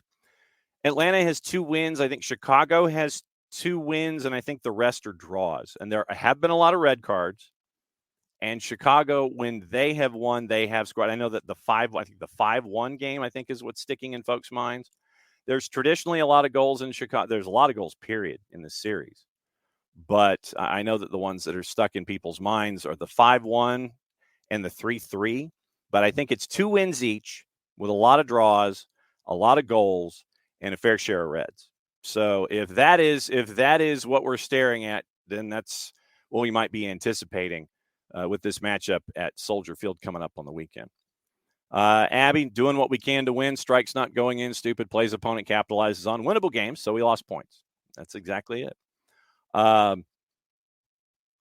Let's see. Dell talking about Preston Kilwine and matchup number 2. And we were getting into the discussion about folks and transferring over. Michael Chang has done well at RSL. Portillo never really made it. You've got Fidel Barajas now, too. Fidel Barajas, young talent, talented player in USL Championship. Does he make the transition? And once again, remember, still a teenager. Still time to grow for Fidel Barajas, too. And then we got into the discussion about USL to MLS.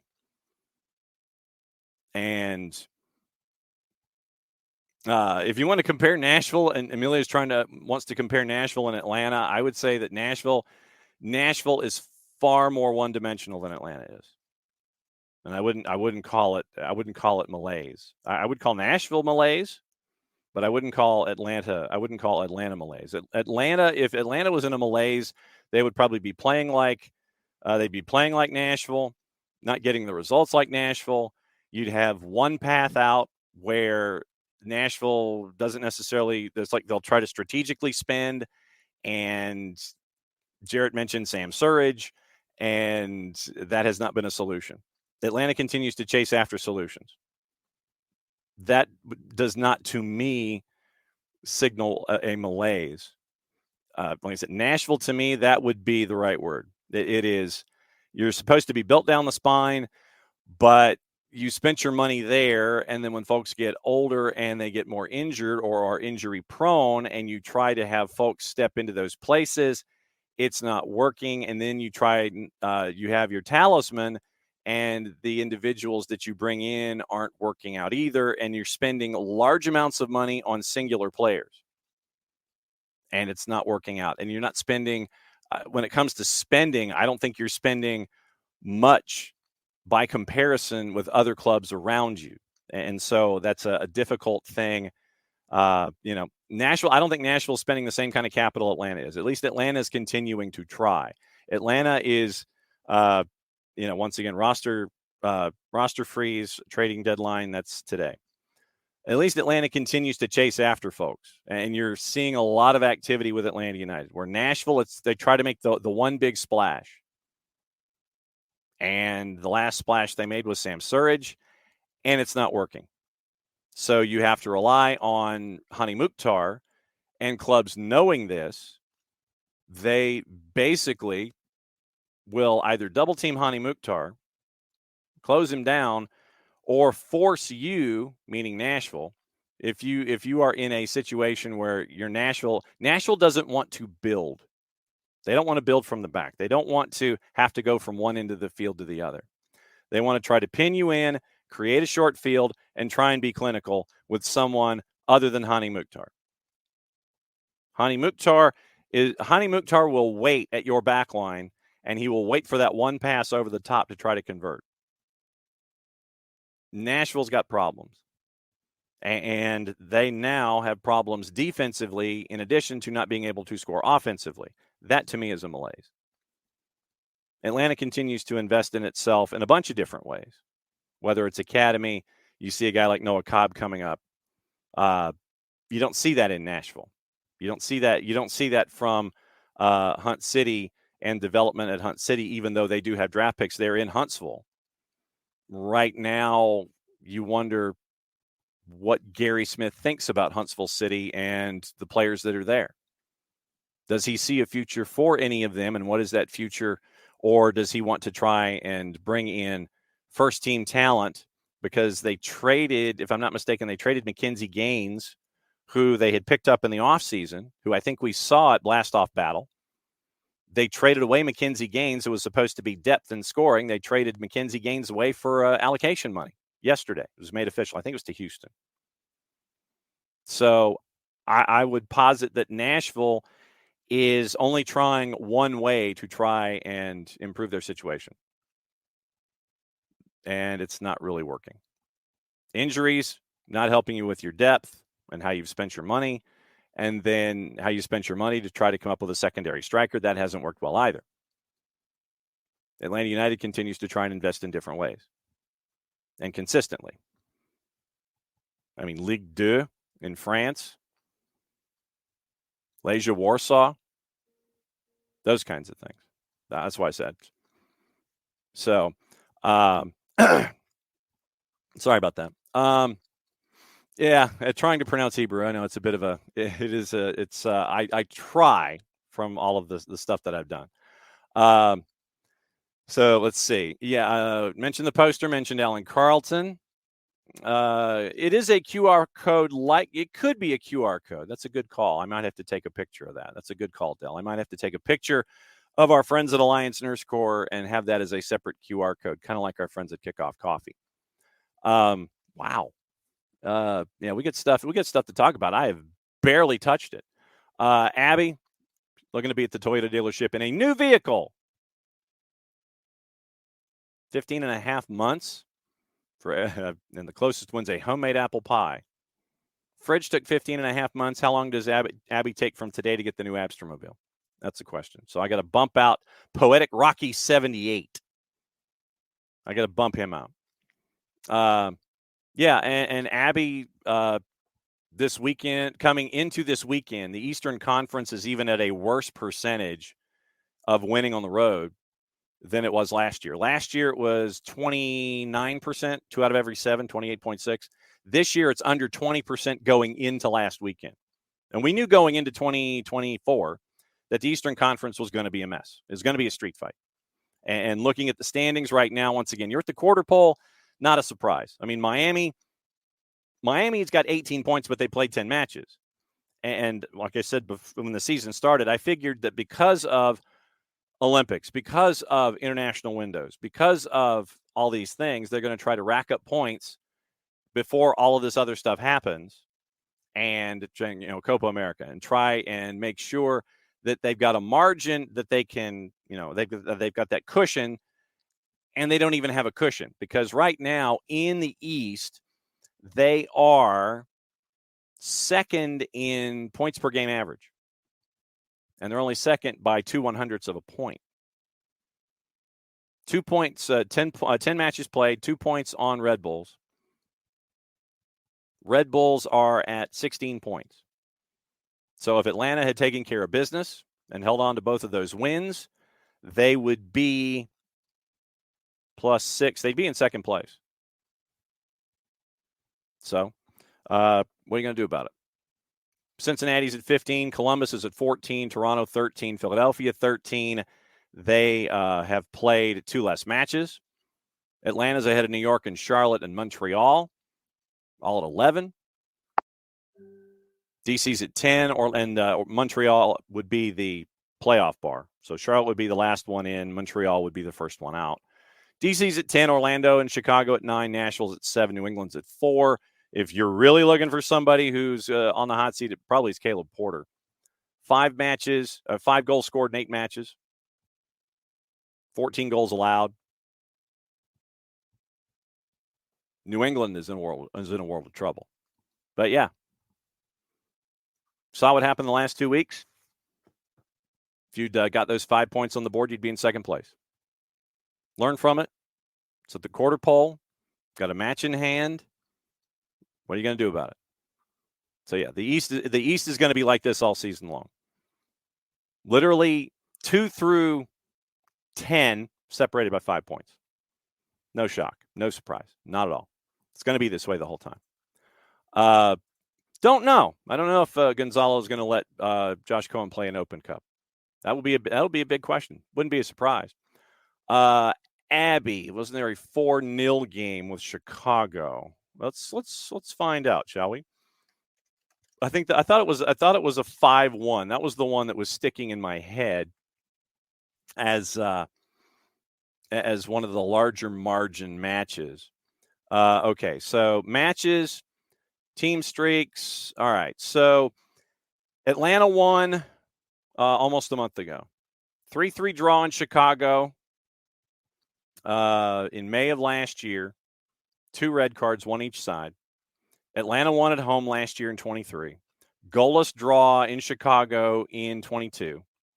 Then Chicago won 3-0 in 21.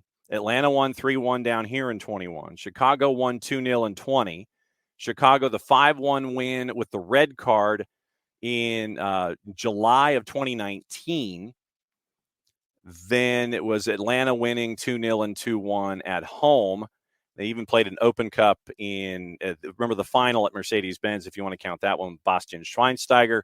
And on June 20th in the Open Cup, Chicago won that one 1-0. So 5-1 is the one I think that sticks out in a lot of folks' minds. And Brandon Vasquez scored the only goal for Atlanta in that one from the penalty spot in the 58th minute. It was, who got the red? LGP. This was the LGP red. So LGP gets the red. He got a 3, by the way, on SofaScore in that match. So it was 3rd minute red. It was a red card for LGP, and that was in the 12th minute. So LGP gets a red in the 12th minute. CJ Sapong, Calvo scored in the 4th. Sapong scored in the 7th. Red card happens. Nico Gaitan scores the penalty. 3-0 in the 13th minute. Sapong scored his brace in the 37th. Fabian Erbers scored just before the half. It was 5-0 at the break. Brandon Vasquez scored in the 58th, and that was it. So 5-1 is the one I think that sticks in everybody's mind when it comes to Atlanta United and Chicago. So that's, like I said, a bunch of draws and all of that stuff there. More comparing Gary Smith and Pineda, getting the best out of their players specifically. I'd go Pineda. I mean, legitimately, I would go with Pineda. Dell, this was one of the names that was out there for today in trades.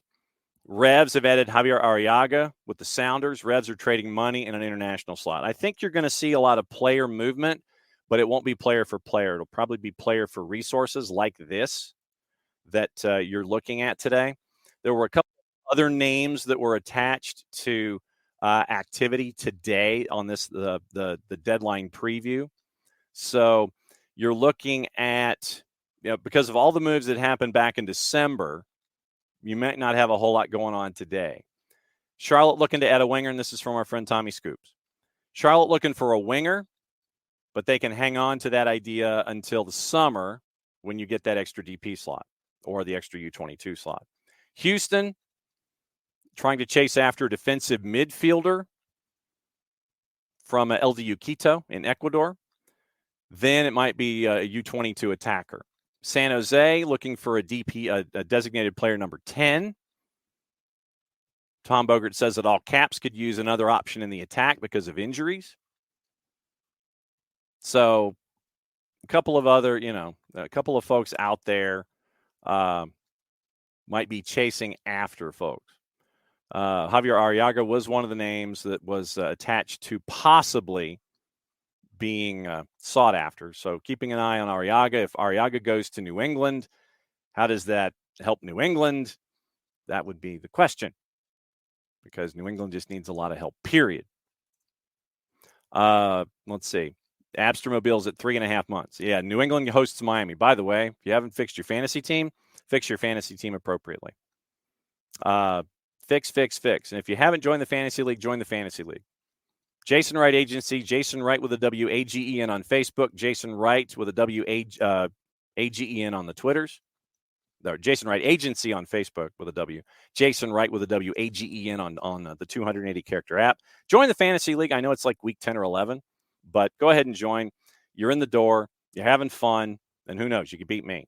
So, join the Fantasy League, and with New England playing Miami, make sure that you select your Messi and Friends players appropriately. Abby might have been thinking with 3-0 with Kansas City. Front row seats at Soldier Field. Yeah, Arriaga's just been a sub recently. When Nico comes in on Thursday, if the Arriaga deal goes through and he heads to New England, we'll talk to Nico about that and everything else going on out west. Yes, you did, Alex. I have not had the chance to get into this today. It was yesterday. Golasso Canada came up with this piece of information, and it looks like Joseph is going to be out for 8 to 12 weeks. This came out yesterday, and according to our friends at Golasso, according to Tony Marinero, Joseph is going to miss between 8 and 12 weeks due to injury. Tony Marinero and Golasso Canada say, tough challenge for Laurent Courtois, who'll have to manage his attack with Mason Toye, Sunusi Ibrahim, and Jules Vilsaint. So, Tony Marinero, who hosts a couple of different things on a day-to-day basis. So it could be, and this was something that happened. Tony released it yesterday about noon, and it appears that it might be the same length of time that Kokoro is out. So if Kokoro is out 8 to 12, and 8 to 12 week absence, nothing concrete. It didn't look good into yesterday, but now Joseph, and get this, Joseph's injury is similar to Kokoro's, according to Marinero.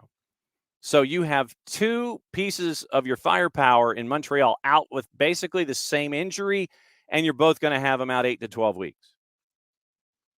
So that is not good if you're CF Montreal. So 8 to 12. And Emilio don't know.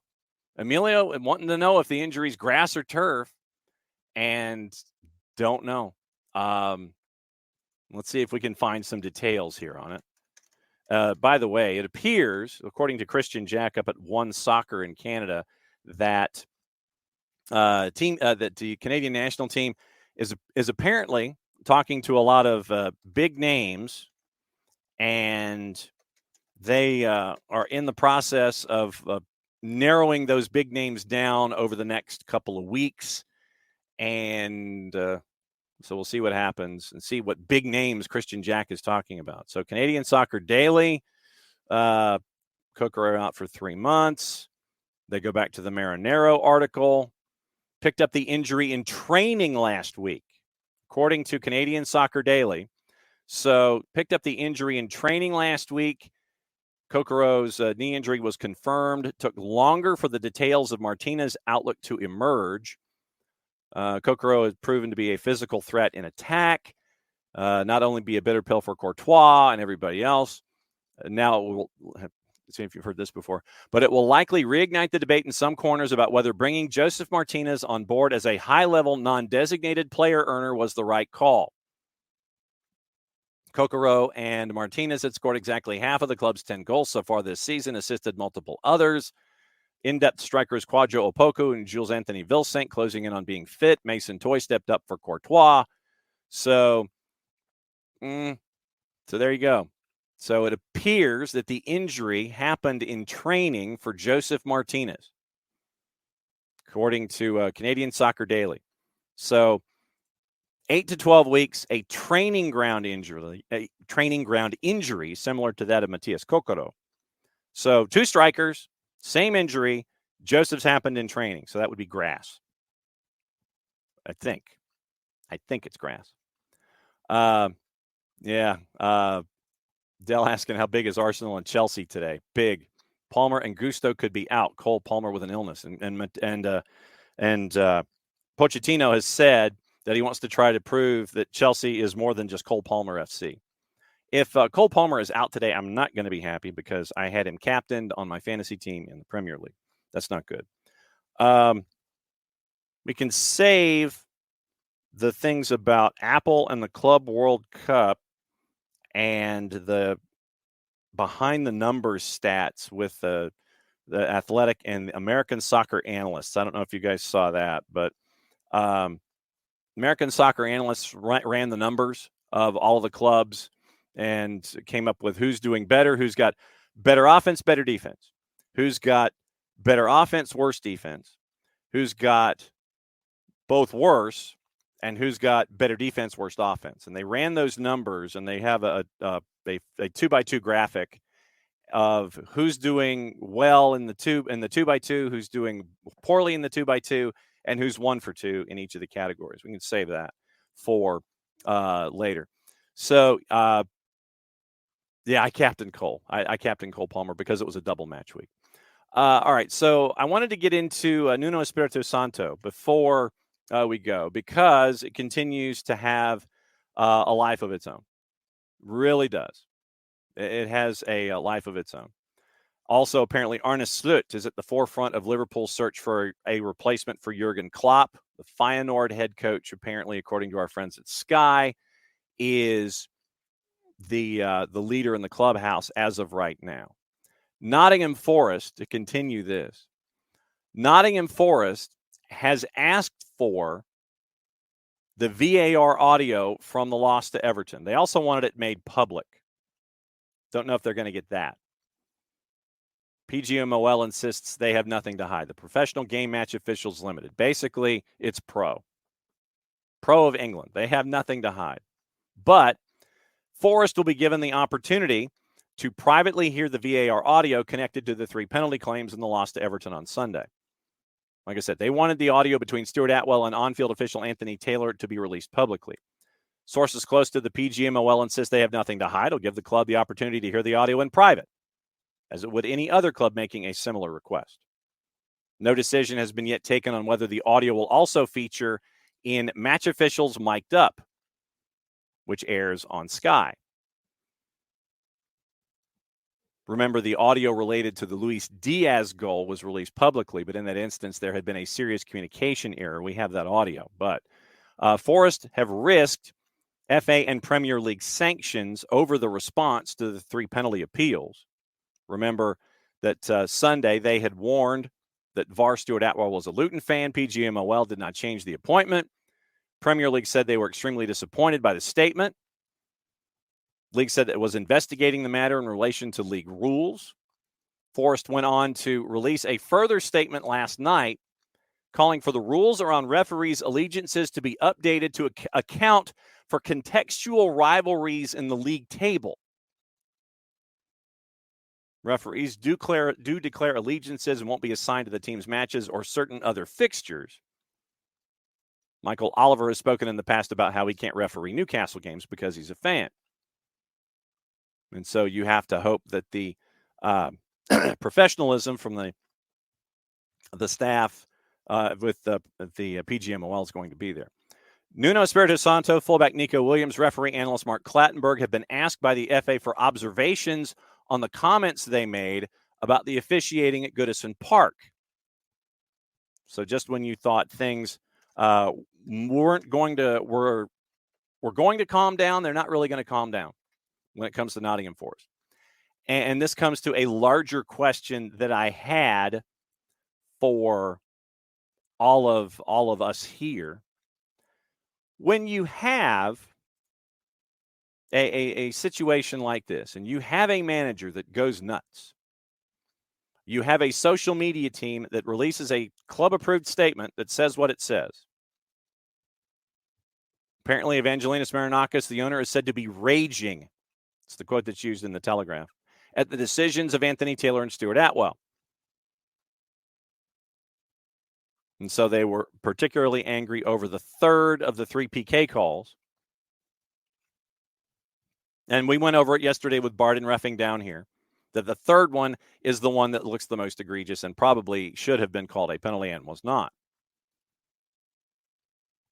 So allegedly, Taylor did not spot a foul on Callum Hudson-Odoi by Ashley Young, was allegedly not instructed by Atwell to review the incident on his monitor. Premier League has also admitted that they are extremely disappointed with Nottingham Forest's post when they outlined their concerns over Atwell and alleged the allegations of him being a Luton fan. And so they had a two-paragraph statement just before Nottingham Forest, or Varringham Forest, I guess at this point, said that they wanted everything released publicly. Once again, it follows that move that we talked about with Luis Diaz.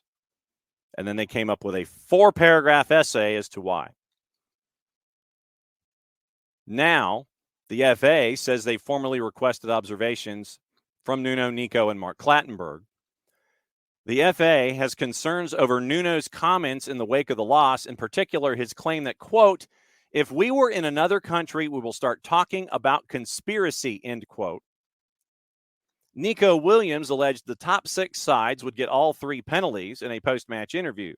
And then Mark Clattenburg had his column in the 4-letter paper. My larger question in all of this, where you have a manager who says stuff like this. You had Thomas Tuchel going nuts the other day. What repercussions should there be in these situations? So I guess that's a question for tomorrow. Tomorrow, 9:15, Tyler Pilgrim. And if we can catch up with the busiest man in the Northeast, Dylan Butler, we will, 10 o'clock.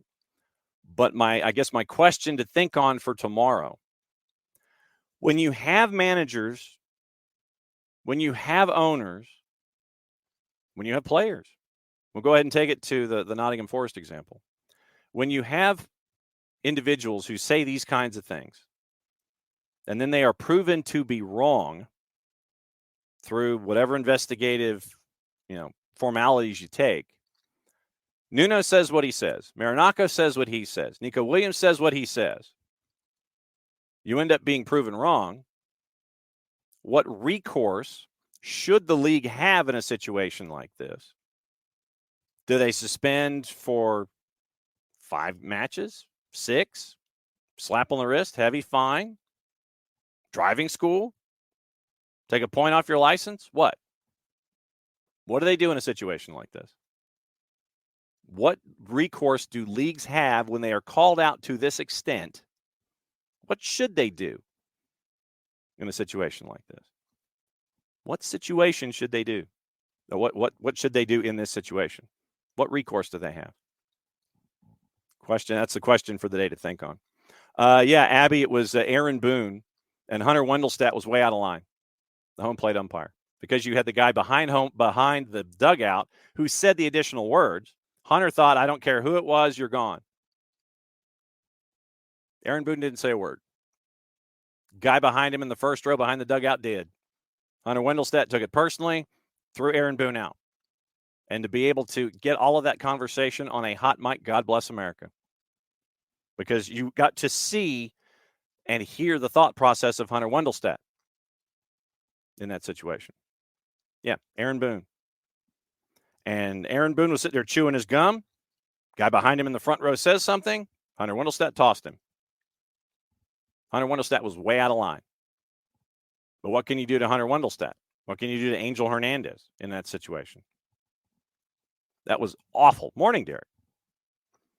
Yeah, it was completely and totally. But I think that when you have umpires in Major League Baseball that are wired like that these days, they know that their robot overlords are coming. They feel like they have to dial it up another notch. Yeah, Hunter Wendelstedt should be suspended. It's all on audio and on video. When did the spot shadow, and they've got the guy circled in blue as to who did it. And Hunter Wendelstedt decided he wanted to toss Aaron Boone anyway. What do you do with Nottingham Forest? Do you suspend the owner? Do you suspend Nuno? What do you do to Nico Williams? All these things that they say, I know some of it's heat of battle, but Nuno's been saying it a lot. And I know Nuno is sticking up for his players. I get it. But in this situation, what do you do? And now Dell, once again, doing the public service as he always does. So Tommy Scoop's a very busy man today. So once again, completed the deal.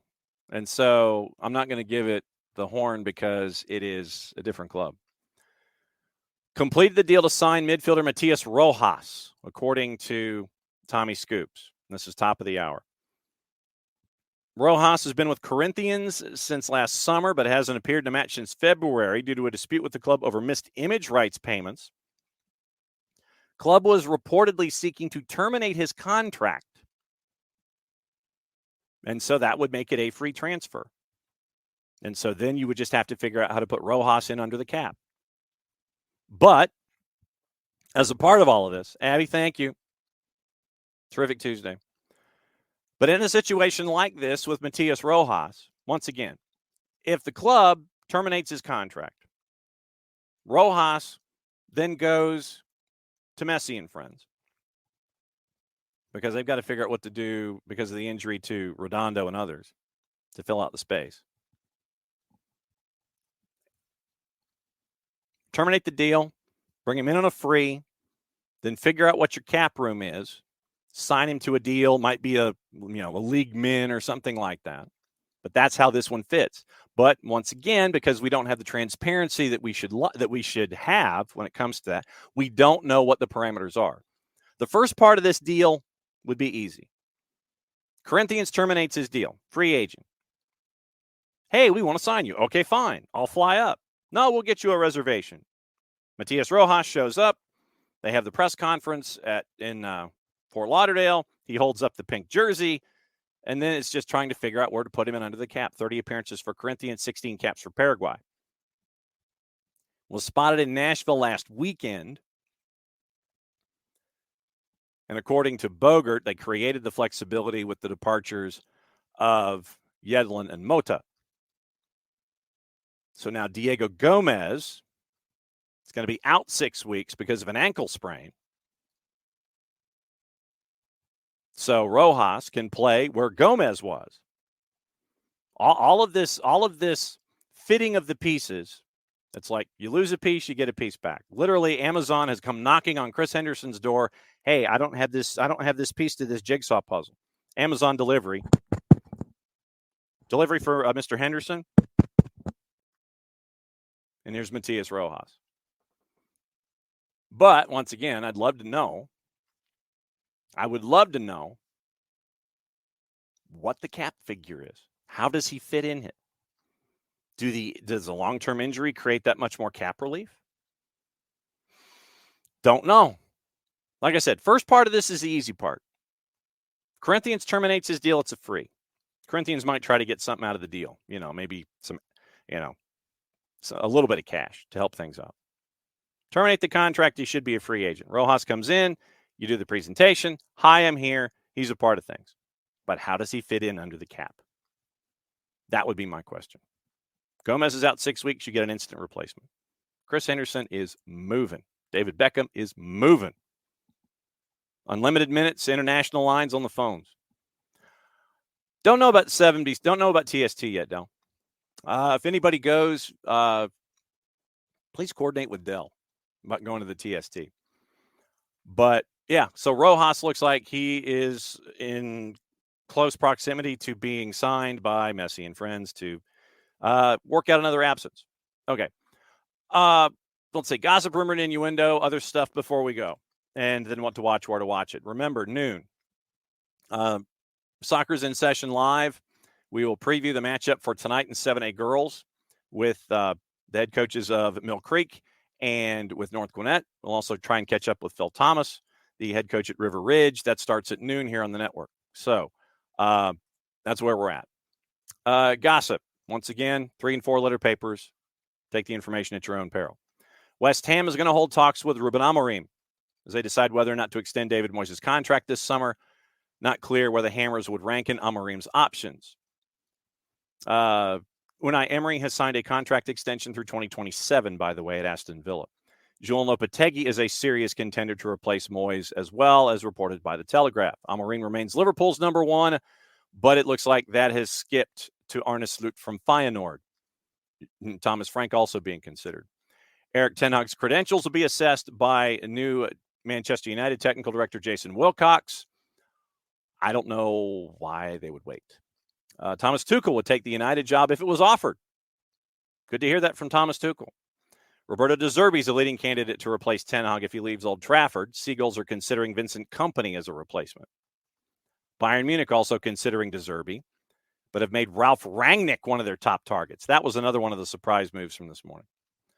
Al Nassr remain interested in Kevin De Bruyne, expected to contact him soon. Remember, he negotiated his own deal at Manchester City. Barcelona have joined Arsenal in being interested in Alexander Isak, rated at £90 million. Barcelona is having to strike a deal to look to so take two. Barcelona have joined Arsenal in being interested in Alexander Isak at Newcastle, who is rated at £90 million. Barcelona is hoping to get a deal done because Newcastle has to look to navigate FFP, if not PSR.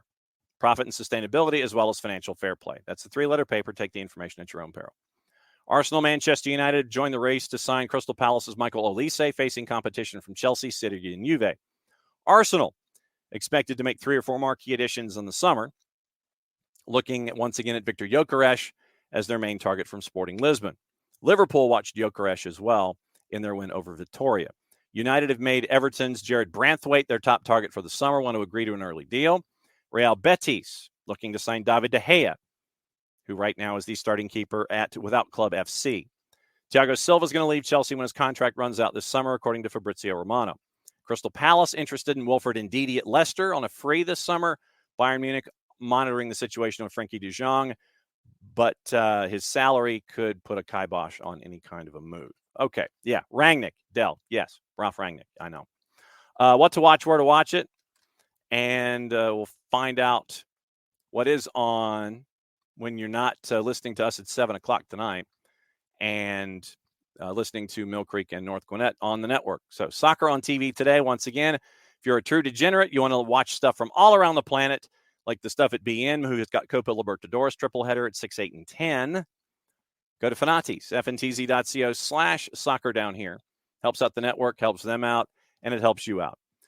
All the BNs, CDO, for the fans, Nuestra Tele, TIC, Liga 1 Max, and more, all in one place. FS1 has the CONCACAF Hemispheric Extravaganza at 10:15 with America and Pachuca. Arsenal and Chelsea's at 3. BN Español is your simulcast. Tuda NA is also simulcasting the late match. Universo is simulcasting the Premier League. Leicester City and Southampton is at 3. And the championship, that is a big match at the top of the table. Could go a long way in figuring out if Southampton's going to close the gap and really make it 4 teams for 2 spots before getting into the playoff, because the team that does not make the playoffs, if you're looking at right now, Leicester, Ipswich, Leeds, Southampton. Southampton wins, they close the gap. It's crazy. And literally you have 8 teams separated by a handful of points for the 2 relegation spots that are not already taken by Rotherham United. So the championship is crazy, and you can watch Leicester and Southampton to continue that at 3 o'clock.